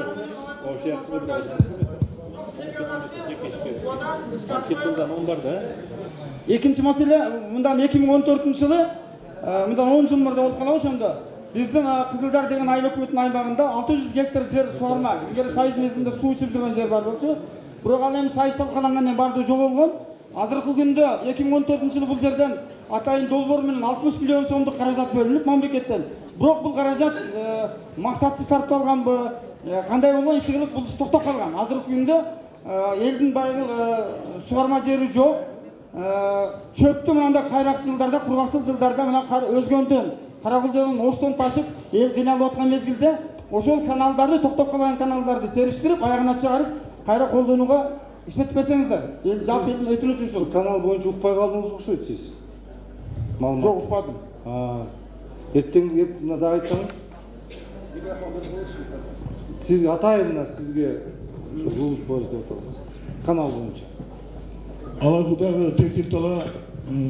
Терек тала деген 2 каналдын курулушу токтоп калган. Баштагы подрядчик соттолуп, ал компенсация төлөп берди. Азыркы күндө Чоң Алайык районунда чоң каналды бүтүргөн күчтүү Сити комплекс деген подрядтык мекеме жумушту баштаган атат. Башка жаңы подрядчикке берилип атат. Айтпадыбы, эртең бир хооба келип. Бактыры Чалмадагы канал. Чалмадагы канал. Бул качан? Терек айылында канал куруп атат го. Билем, Терек тала менен Тектир тала эки. Ошону айтып атам экен, ошону айтып атам. Билем, неме Кызылжардагы Тектир тала менен Терек. Бул убаданы биз жаздан бери кумга берип, Азыр башка подрядтык мекемеге берди да уже. Качан келет ушул? Азыр ошол Алайкыдагы Терек деген айылда бир каналды куруп атат. Руслан Арзыкулович, мындай кыска эле айтпайсызбы? Гидробетон менен келишим бузулду, башка тендер бүттү, жакында келип салып берет деп элейсиз да? Мына ушундай эле жооп. Макулбу? Жок, эми ишке ашпадыбы? Терек деген башка аралаштырмаш керек. Ооба. Кайсы бир жылы келди эле, мына экинчи жолу келип атат. Анча-мынча арыз-муундарда жерлеринен көйгөйлүү маселелерди көрүп угуп, эл менен баарлашып келелик деп Бакыт өзүң баш болуп келип атасың, Элчибек. Мына башкы прокуратуранын өкүлү карындашым. Сиздерге чоң рахмат. Туугандар, бир нерсени айтып коеюн да. Эми ар ким өзүнүн мындай кылганда өз үчүн билип ала берет. Жаман дей берсе качан жакшы болобуз? Качан жакшы болобуз туугандар? Акимди жамандасак, начальник милицияны жамандасак, СМни жамандасак, элене Кудайга шүгүр иштеп атат го. Эмне үчүн? Коопсуздук үчүн. Мынау гаилер Каракулжа районунда гаилердин саны аз. Алайкынын башы Когарта кырсык болсо, ушул 3 гаи каяктан жетип барат туугандар? Ушул окшогон көйгөйлүү маселелерди айтсаңар. Экинчиси, катуураак сүйлөп атам, көңүлүңүздөргө жакын албаңыздар. Алайкылык туугандар, мындай алганда айта турган маселени айтпай атасыздар. Жол бул өзүбүздүн денебиздеги кан тамыр. Ылай таланын башындагы Кызыл Суудагы көпүрөдөн өтүп атасыздар го. Президенттин аппаратын иштеп атат. Канча депутаттарыбыз бар шайланган. Же көздөрүнө кара ачкини тагып, кулактарына бир нерсе салып алып өтөт тугандар. Биринчи коопсуздукту ойлош керек. Милицияны жамандап атабыз, акимди жамандап атабыз. Аракет кылып атат, жакшы деген сөзгө өтөйлүкчү. Мен акылман болбойм. Мени бар жоңуздар билесиздер тугандарым. Биринчиси, алайкылык тугандар айтып кетти, бирок өзүбүзгө чала.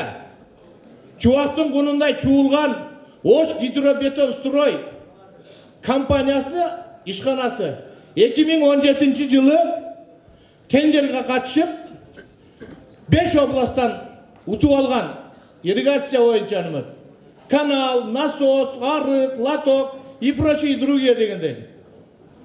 Кызылжар айыл өкмөтү, Ылай Тала айыл өкмөтү Кара Куз кеңеш каналы боюнча 350 миллион сомдук тендерди утуп туруп, Чыңгыз Исмаилов деген жетектеген биздин бир кара кулжалык жердешибиз. Кана ошонун жыйынтыгы. Эмне үчүн ошондорду талап кылбайбыз тугандарым? Бакыт өзүн көзөмөлгө алып туруп, тар насостук станциясын чыгарды. Рахмат, бирок айыл башынан айылдын этегине чейин 4 километр лотокту оңдоп, түзөп, жаңылап, кадимкидей ишке киргизиш керек болчу. Ошол бойдан калды. Ал жерден 10 лоток алмаштырды, бул жерден 50 лоток алмаштырды. Негизги сууну биз исрап кылуучулукка жол бербеш үчүн алыштарды эске алыш керек да. Кыскасы бул гидробетон строй Кызылжар айыл өкмөтүндө, Ылай Тала айыл өкмөтүндө, Кара Куз кеңеш каналы, азыр кеңеш айыл өкмөтү болуп калды. Мындай алганда бир 20-30% ишти алдыга жылдырды да калганы жок. Эмне үчүн бирөө 2017 жылы тендер жарыяланган. 350 миллион сомду жасабай туруп чөнтөгүнө кымырап алат дагы кайра мамлекеттин мойнуна илип коет тугандарым. Прокуратура өкүлү отурасыздар. 2020 жылы Ош областык ички иштер башкармалыгына мен арыз жазганмын. Ошонун негизинде мен азыр так сан билбейм, 42 миллион, 43 миллион сом Ош гидробетон строй ачык акционердик коому зыян мамлекетке зыян келтирилгендигине байланыштуу деп туруп акча төктүргөн. Бирок ачык эле айтып кетейин, дагы бир жолу сизге кайрылам. Эмне үчүн менин жазган УУДга жазган арызымын жообу жок дагы Генеральный прокуратурага барат, Сокеев дегенге 500 миң штраф салып туруп, 3 ай өкмөттү кууратып туруп, кайра өкмөттүн мойнуна илип койду. Баарыбыздын акчабыз себебинен налог төлөп атабыз тугандар. Бир шумбай 350 миллионду кымырып алды дагы, тегеректер менен Сокеев баш болуп. Анан алиги таластык аксакал Рахмат, калган өтүп айтып бериңиз, аксакал. Азыр да бир нерсе. Бактайтыңыз анда, көйгөйлүү маселе. Бу жерде акимде, уровда, Кудайга шүгүр, эсен иштеп атат. Анан да бир маселе. Медицина кызматкерлеринин август айында отпускага чыкса, отпускунай акчасын бербейт деген сөздөр болуп атат. Эмне деген мамлекетпиз тугандарым? Коркушуп, август айында отпускага чыкпайбыз деп атат. Анан да бир нерсе. Сиздер баарыңыздар уктуңуздар беле? Кыргызстанда түлкү чарбасы уюшулган деп. Уккан эместер туган.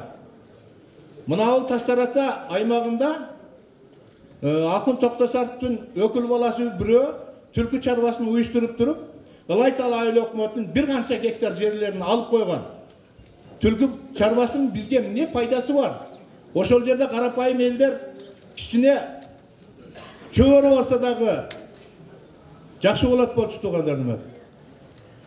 Мындай алганда Бакыт, мен бир канча жолу бардым.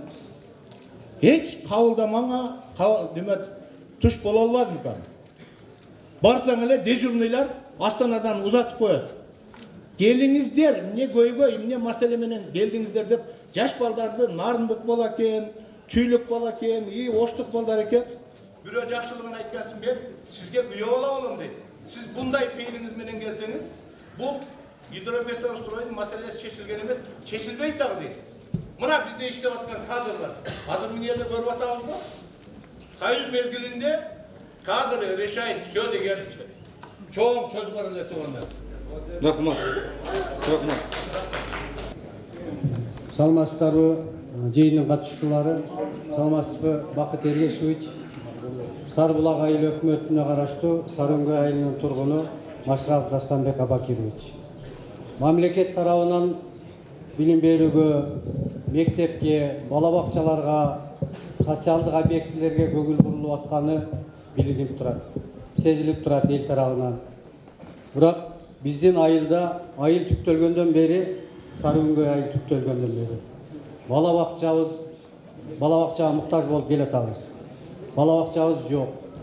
Эски 75-жылы курулган Пенский тибиндеги мектепте айыл өкмөттүн жардамы менен, акимчиликтин, жеке демеушіліктің жардамы менен ремонт кылып, балдарды азыркы учурда ошо жерде тарбиялап атабыз. Ошого биздин дагы айылдын балдары, келечектин жаштары, башка кыргыз жаштарына окшоп заманбап, типтүү бала бакчада тарбияланса деген элдин чоң үмүтү бар. Биймырза айылынан келдим, сиздерге Бердибек Өмүрбекович. Биздин Биймырза айылында эң көйгөйлүү нерсе мына таза суу боюнча болуп келип атам да. Мына өкмөттөн жардам болуп атат. Просто жанагы Биймырза айылынын Бостой уулу Ажыбай көчөсүндөгү суу түтүктөрүнүн баардыгы эскилиги жеткен да. Азыр шемесеңиз кызматкерлерибизди бир сыйра алып кыл десеңиз дагы болот. Фактурада турат. Ошол жердеги нерселердин баардыгы азыр суу азыркы моментте суу жок. Кранда таза суу чыкпай атат. Ошо суу түтүктөрү баардыгы эскилиги жеткен. Мына Биймырза айылында 3 эле көчө бар.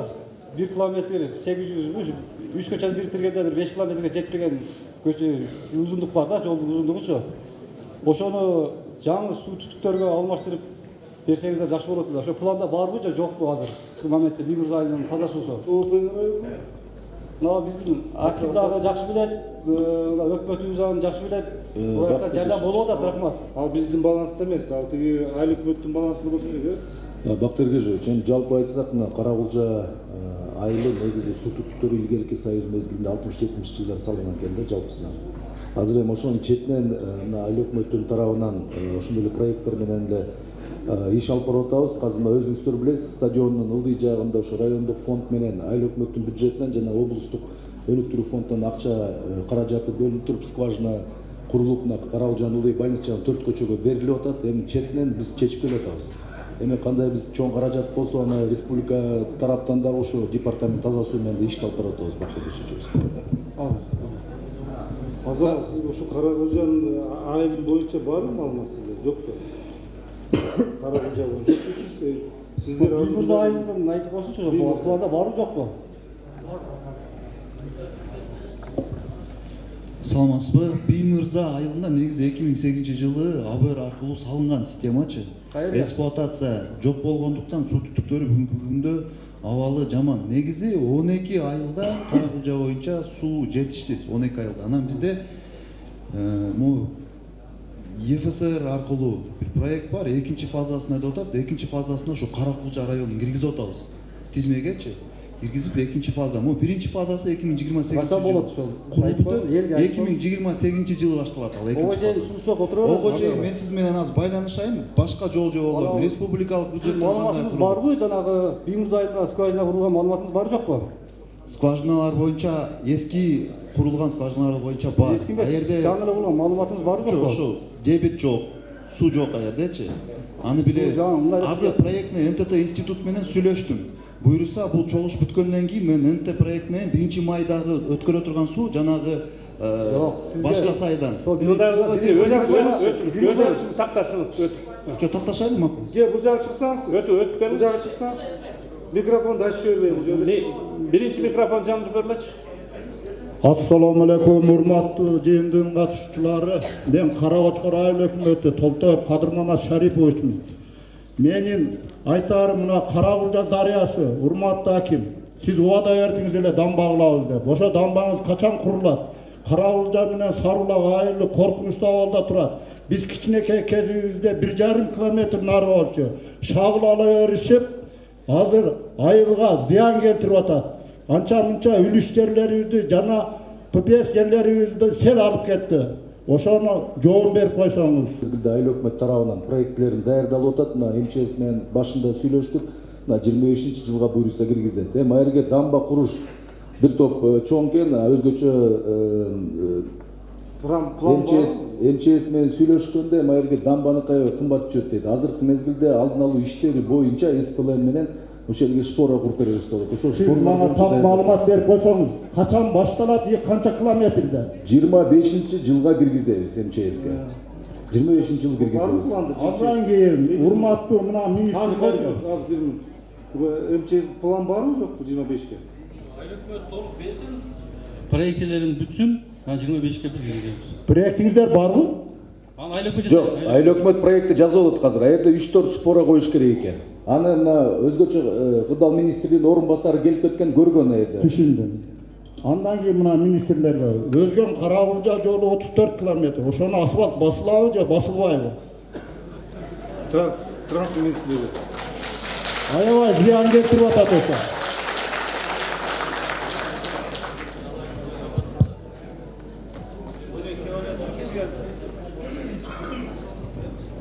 Өзгөн Карагулжа 12 километр кирген, быйыл кызы 12 километр болот. Координаторун айтып койсоңуз. Кайсы жерден кайерге дери? Координаторду түшүнбөсөңүз. Өзгөндөн Мырзакеевич. Өзгөн Мырзакеевич дерди, рахмат. Андан кийин азыр сиз айтып кеттиңиз, айыл чарбасына кредиттерди 6%тен берип атат деп. Мен 500 миң акча алдым 10%тен. Муну кандай чечип бересиздер? Чечпейбиз аны. 10% эле аласыз. 10% эле аламын. ФСК. Андан кийин мына кой туруңуз. Баткен согушунун ардагерімін. Баткен согушунун ардагерине статусту бере аласыздарбы же бере албайсыздарбы? Аны ким туруппу, ким маселе карап атабы? Кана соц защита. Не болду ушу? Маселе барбы? Андай маселе жок. Бул жерде жанагы военнослужащийлер, аскер кызматкерлерине каралган. Азырынча андай маселе жок. Рахмат, экинчи микрофон жандырылы. Саламатсыздарбы, урматтуу элдик башчылары, урматтуу Бакыт Эргешевич. Мен ошо айта турган көйгөй мына Ош Карагулжа каттамындагы 18-19 километрде мына көпүрөдүк Марковича өтүп баратта көрсөңүздөр болот. Ошол жерде колоттон кыян келип чоң коркунуч болуп атат да. Ошол эки үй бар, экөөнүн өтө коркунучтуу болгон. Бул маселе боюнча МЧСке кайрылганмын, акимге кайрылганмын. Губернаторго дагы сизге дагы кайрылдым өткөндө оз экибинде. Андан кийин МЧСтен барып көрүп атышат, бирок ЖЭУ дагы билет. ЖЭУ менен МЧСтин экөөнүн мамилеси эки башка экен да. Жолдун учун бул кыян келгенде өтө катуу келип атат да. Бул жерде 100 миң калып каттаган. Азыр башка жолду айтпай ушул жерден оңдош керек. Биринчи маселе. Мен ошол жерде жашап калып билип калдым. Эки жолу кыянда калып кеттим. Ошол жерде 100 метр селдин нугун буруп келип жолдун асфальтты кандайдыр асма көпүрө кылып баягы кыян келгенде жүргүнчү мындай коопсуз өтүп кетишке тез арада жасабаса бул жерде өтө чоң коркунуч бар да. Бейкыбар келаткан кишини шипырып эле кетет да. Бу жерде канча машиналар түшүп кетти. Азыр мен МЧСке айтсам, МЧС жогору жагын карап коет.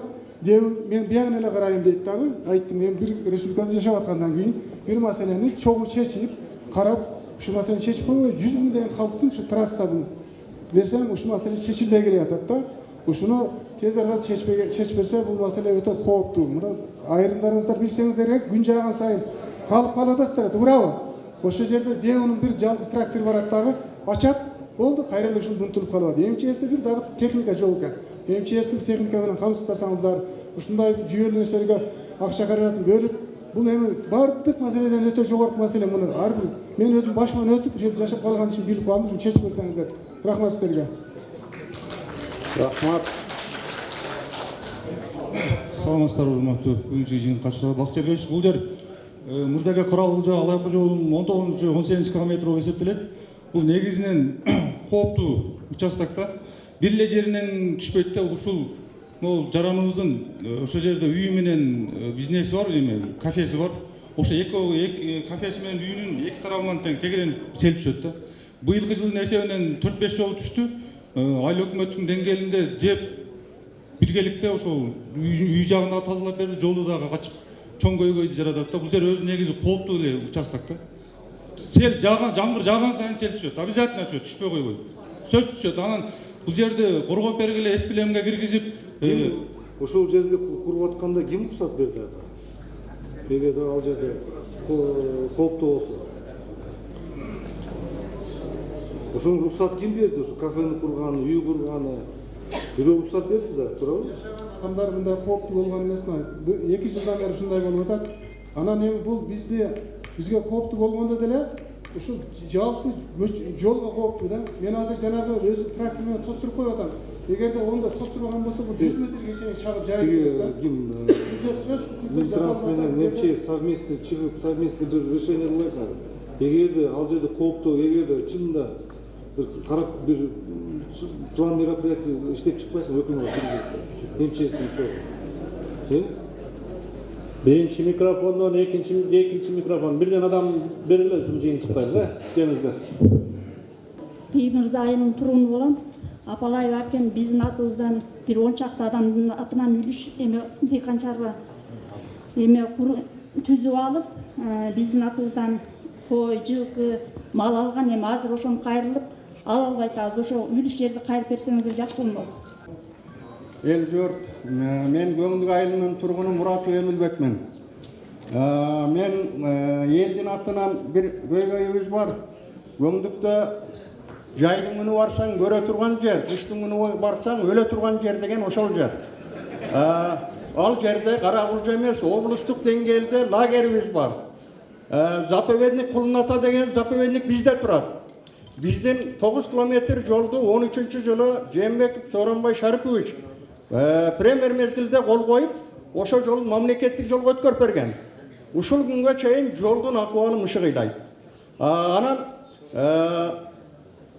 жана Эмил Токтош деген депутатыбыз жана Көңдүккө чыккан подиум бар да.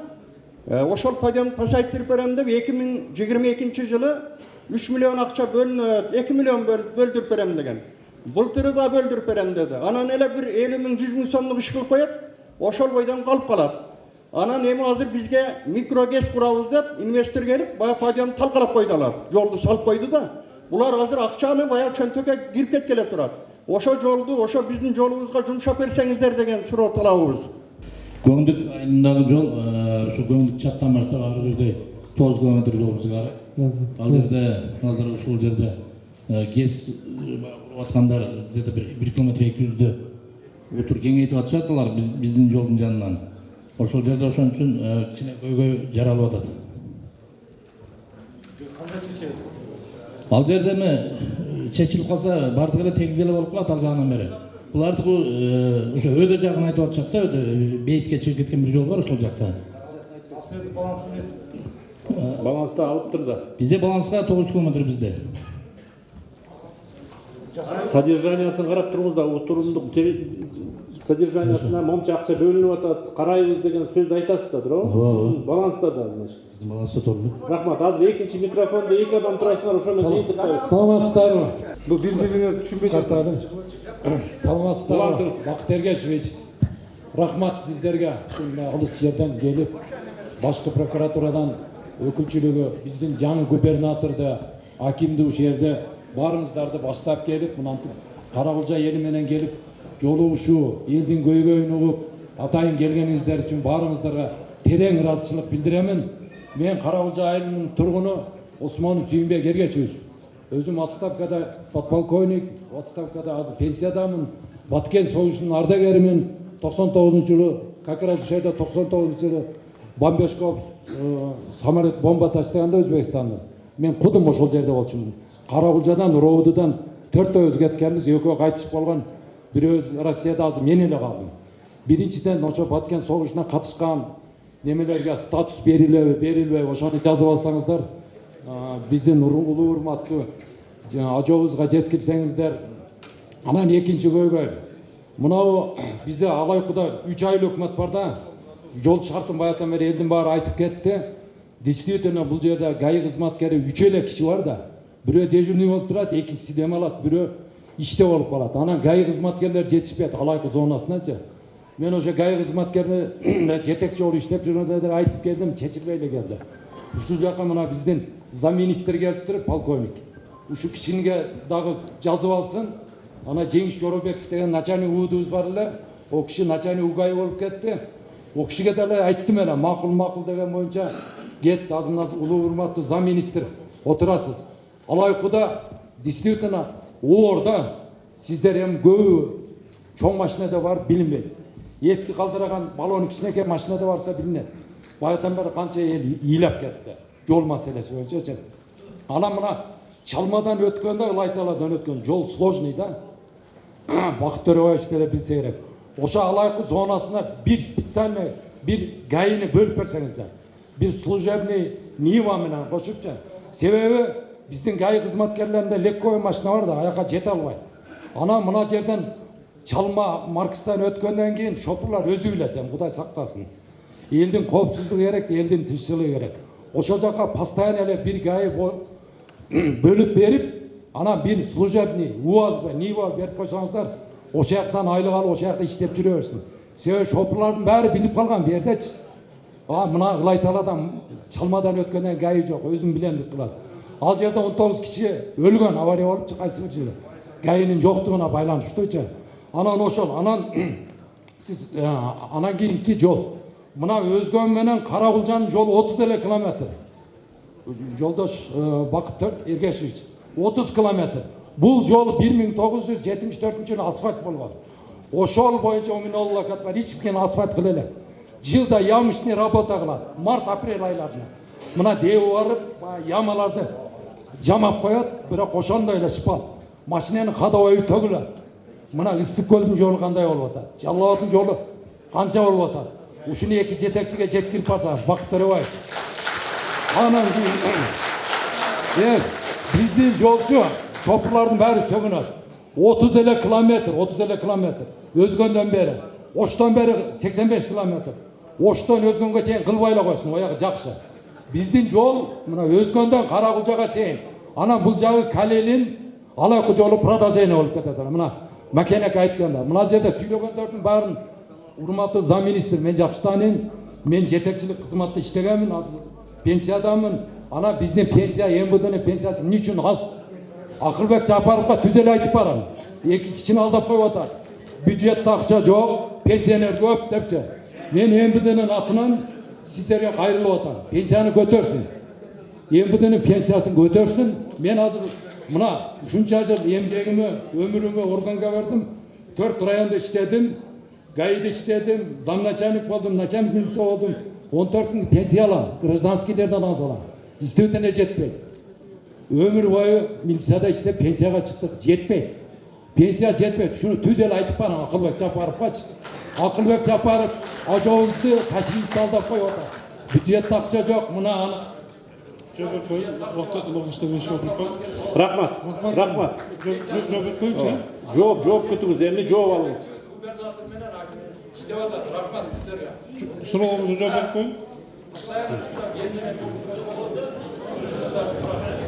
Рахмат, жакшы көйгөйлөрдү көтөрдүңүз. Биринчиден бул жерде 4 ГАИнин кызматкери бар болчу. Азыркы кезде 5-чи кызматкер берилген, дагы бир автоунаа кошо берилген. Биздин министр Улан Оңкаштын негизги демилгеси менен бул жака азыр облуста 25 автоунаа кызматтуу автоунаа бөлүнүп атат. Биз анализ жүргүзөбүз, өзүңөр билип атасыздар, бизде күндөн күнгө транспорт бизде көбөйүп атат. Адамдарда деген бул деген дагы биздин деген турмуштун экономика өскөнүнөн байланыштуу болсо керек. Ошол себептен ГАИнин сотрудниктери жетпей атса, анализ жүргүзүп дополнительный штатка жака беребиз. Бир эле ГАИ берип коюңуздар, Алайкы. 4 болчу да 5 акыл так бирөөнү бердик азырча деген. Анан ички иштер министрлигинин азыр толук камсыз кылып атат. Биздин урматтуу президентибиздин демилгеси менен жаңы автоунаалар көрүп атасыздар, автоунаалар турат. Джип автоунаалар бар, Нивадан да жогору джип автоунааларды эгер керек болсо беребиз. Жаңы Нива. Рахмат. Пенсия боюнча, пенсия боюнча деген айтылган, буюрса деген буюрса, же кийинки сессиядан вообще сыйластыртан пенсиясы көтөрүлгөн ойдобуз. Рахмат. Ким калып калды? Болдубу? Бүттүбү? Жыйынтыктап атабызбы? Микрофонуңузга алып койдуңарбы? Урматтуу Эргешевич, бизде бир суроо. Кашкар жол айыл аймагынын октябрь айынын тургуну Абдрахманов Зайырбек Байзевич. Бизде Калпак деген участка бар. Мурун ошо Калпакта Калпак мамлекеттик үрөнчүлүк чарбасы болгон. Бул үрөнчүлүк чарбаны Сөлпүйүк Дөөлөтбай деген эки менчик чарбага бөлүп алган. Бири ферма чарбасы, бири үрөн чарбасы. Мына ушул жерлерди кайра кайтарып берсеңиздер. Ошол.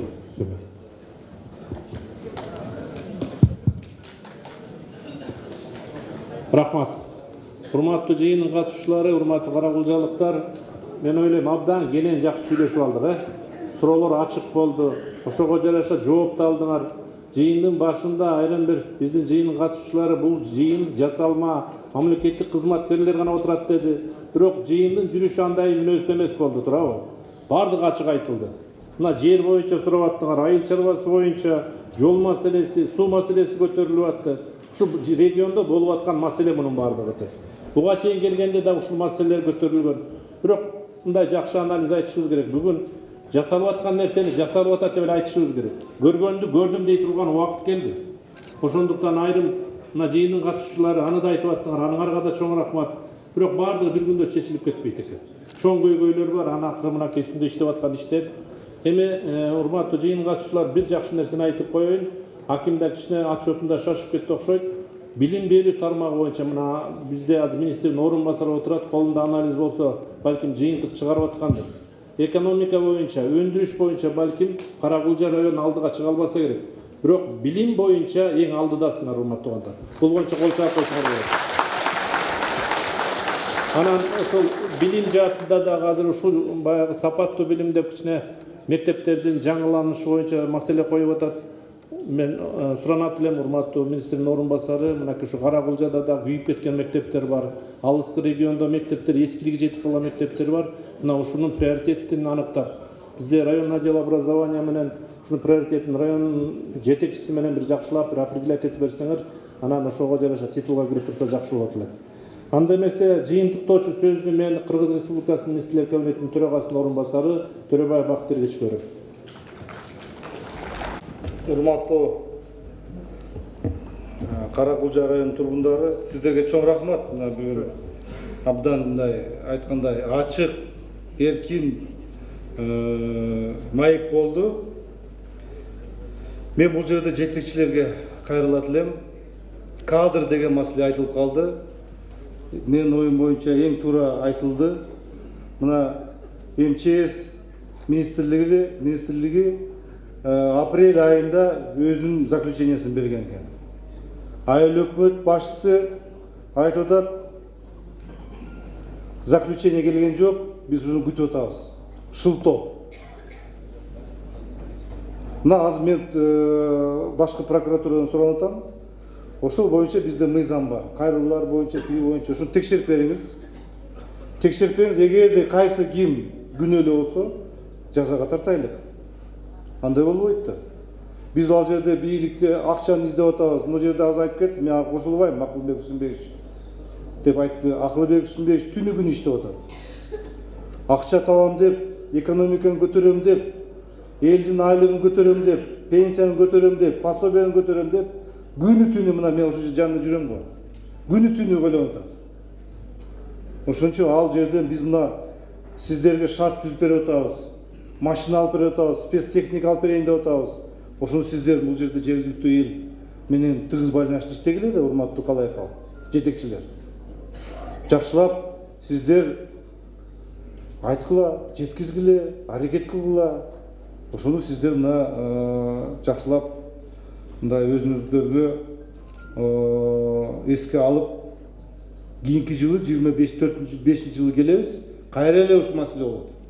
Ошо кайра эле сиздерге ушундай суроо болуп калат да. Ошону кийинки жылга жакшылап даярдангыла. Андан кийин Руардын жетекчиси.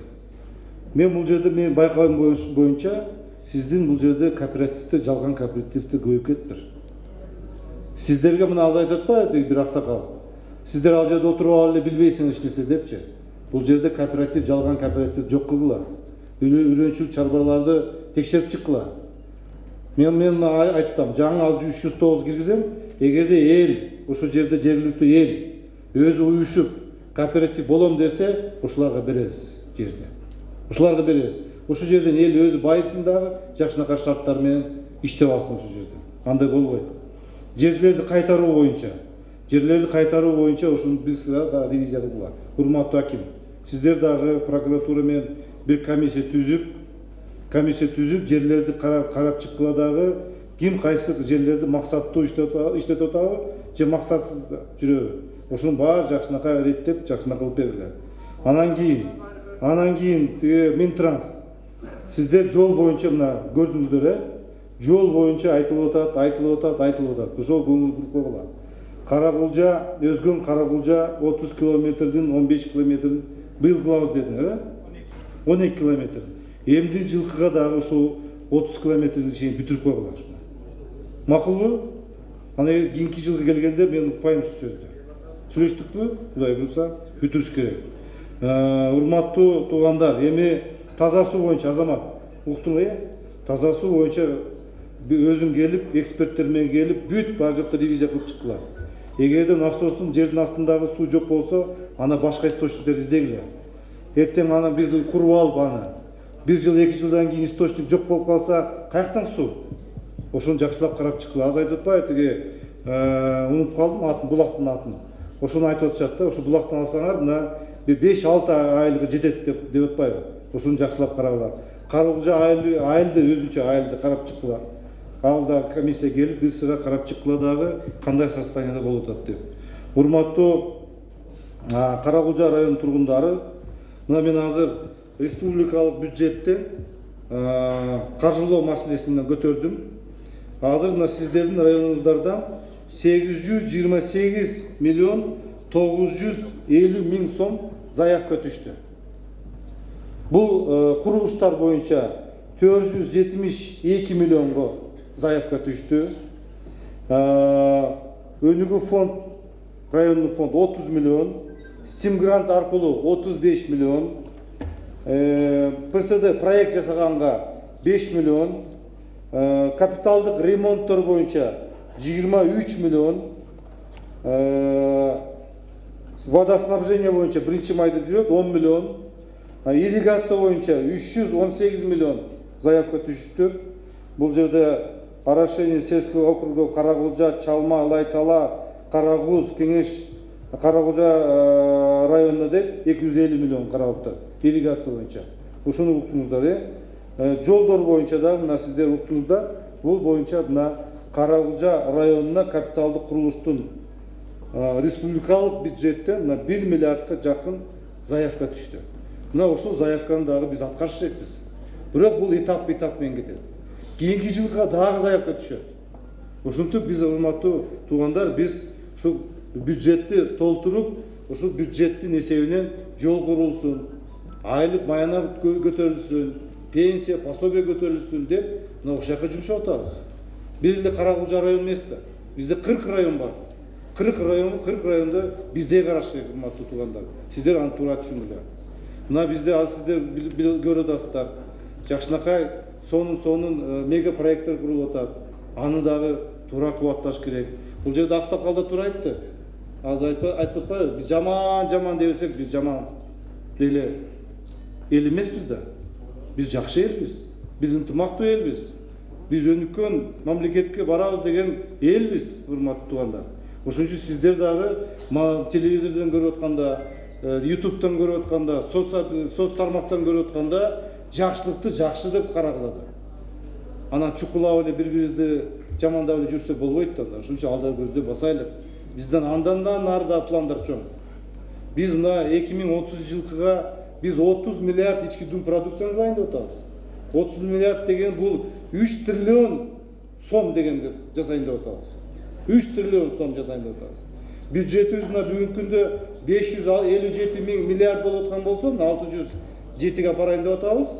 Биз мына 2-3 жылдын ичинде 1 триллионго бюджет апарайын деп атабыз. Урматтуу туугандар. Ал каяктан келет? Ал бюджеттен келет да. Мына азыр пенсия боюнча 1-октябрдан эң кичинекей пенсиябыз 6900 сом болот. Ошо 6.900 сомду ала отурган пенсионерлер канча саны болот ушунда? 300 миң дедиңизби кече? 300 миң адам, 300 миң адамга биз пенсияны көтөрүп чыктык. Бул дагы бюджеттен акча да, урматтуу туугандар. Бул дагы бюджеттен акча. Мына мугалимдер бул жерде отурат. Кече мен телевизордон көрүп калдым, мен жалган менен сүйлөбөйүн. Айтып калды 275 миң сом мен тиги отпускойду алдым деп. Качан болду эле ушундай? Андай болгон жок да. Ошон үчүн урматтуу туугандар, сиздер бул жерде ынтымак болсоңор, бири-бирибизди жакшылап уксак, жол да курулат, таза суусу да болот, ирригациясы да болот, мектептер да курулат, бала бакча да курулат деп, мына биз ушуну түнү күнү иштеп келатабыз. Биздин президентибиз дайыма айтып келет. Тапкан акчаны элге берели. Тапкан акчаны элге берип, балдарга жакшынак жумшап өстүрөлүк, билимдүү болсун, илимдүү болсун деп ушул жерде абдан көңүл буруп атат да. Урматтуу Каракулжа туугандар, ошон үчүн сиздер биримдикте болула, бири-бириңиздерди урматтап, сыйлап, сиздерге ден соолук, ийгилик каалайм, жакшылык каалайм, аманчылык каалайм. Бар болула, эмди жылы да сиздер менен учурашабыз, Кудай буйрса. Чоң рахмат. Рахмат. Урматтуу Бактырбек айткан сын пикирлериңизди эске алуу менен берген тапшырмаларыңызды мынакей ушу жериндеги жергиликтүү бийлик биз аткарууга алабыз. Анан урматтуу каракулжалыктар, жыйындын катышуулары, мынакей улуңар айттыңар, кичиңер айттыңар, акырын айттыңар, катуу айттыңар. Мунун баардыгын биз мынакей ушу протоколго түшүрүп, тапшырманы иштеп чыгабыз, план иш-чара кылып. Анан эми жыйындын да өзүнүн жоопкерчилиги бар. Ушу жыйында сүйлөп атканда да кичине жоопкерчиликти сезип айтсак. Мына Бактырбек жогоруда айтты, далили менен айталы деп. Чындыгында далили менен айтсак. Бул жерде мына ушу жетекчилердин дарегин айтылып аткан сөздөр болуп атат. Şu dalil жөнүндө bir нерсени айтып коеюн туугандар. Bir карыке төмүнүп бараткан экен. Ошондо карыкеден сураган экен. Карыке, төңүздүн канча буту бар деп. Ошондо карыке эрикпесе түшүп келип туруп 1, 2, 3, 4 деп төөнүн бутун санап туруп, төөнүн 4 буту бар деген экен. Ошондуктан туугандар, бул далил деген сөз бекерден эмес. Ошондуктан бирдекени айтып атканда далилдеп туруп, ынанып, көрүп туруп анан айтсак. Мына бүгүн акимдин дарегине айтылган сөздүн баарын тең албетте биз да карап чыгабыз. Бирок кичине далилге негиздеп туруп сүйлөшүп турсак, анан эми урматтуу жыйындын катышуулары, мынакей ушу убактыңарды бөлүп, алыс жакындан келдиңер, силерге терең ыраазычылык. Анан мынакей президентибиздин тапшырмасы менен Бактырбек өзү жетектеп бир топ жоон топ жетекчилер менен келип отурат. Булардын да жеринде иши көп. Ошого карабастан ушу сиздердин көйгөйүңөрдү угалы, жеринен маселесин чечип берели. Каракулжанын эли алыскы район, шарты катаал район деп туруп атайын келип отурушат. Анда да биз ушул аксакалдардын атынан ыраазычылык айтып отурган адам бар экен. Анда Макен аксакал сөз сизде. Урматтуу Бактырбек, ушунчалык алтындай убактыңарды бөлүп, алыс Каракулжа районунан келип, элдин көйгөйүн угуп, отуруп, жакшы сирешип салып отурганга чоң рахмат. Эл ыраазыбыз. Элдин атынан, журттун атынан, Каракулжа элдин атынан чоң ийгилик каалайбыз. Сиңер ийгиликтүү болсун, мамлекетибиз тынч болсун, бүтүн болсун, өркүндө берсин, өсө берсин. Спортсмендерибиз кыйын боло берсин. Чоң рахмат. Амин. Сапарыңар байсалдуу болсун, мамлекетибиз тынч болсун, Алла Таала колдосун. Кандай косол болсо жеңип чыкканга аракет кылгыла, Алла Таала колдосун. Амин.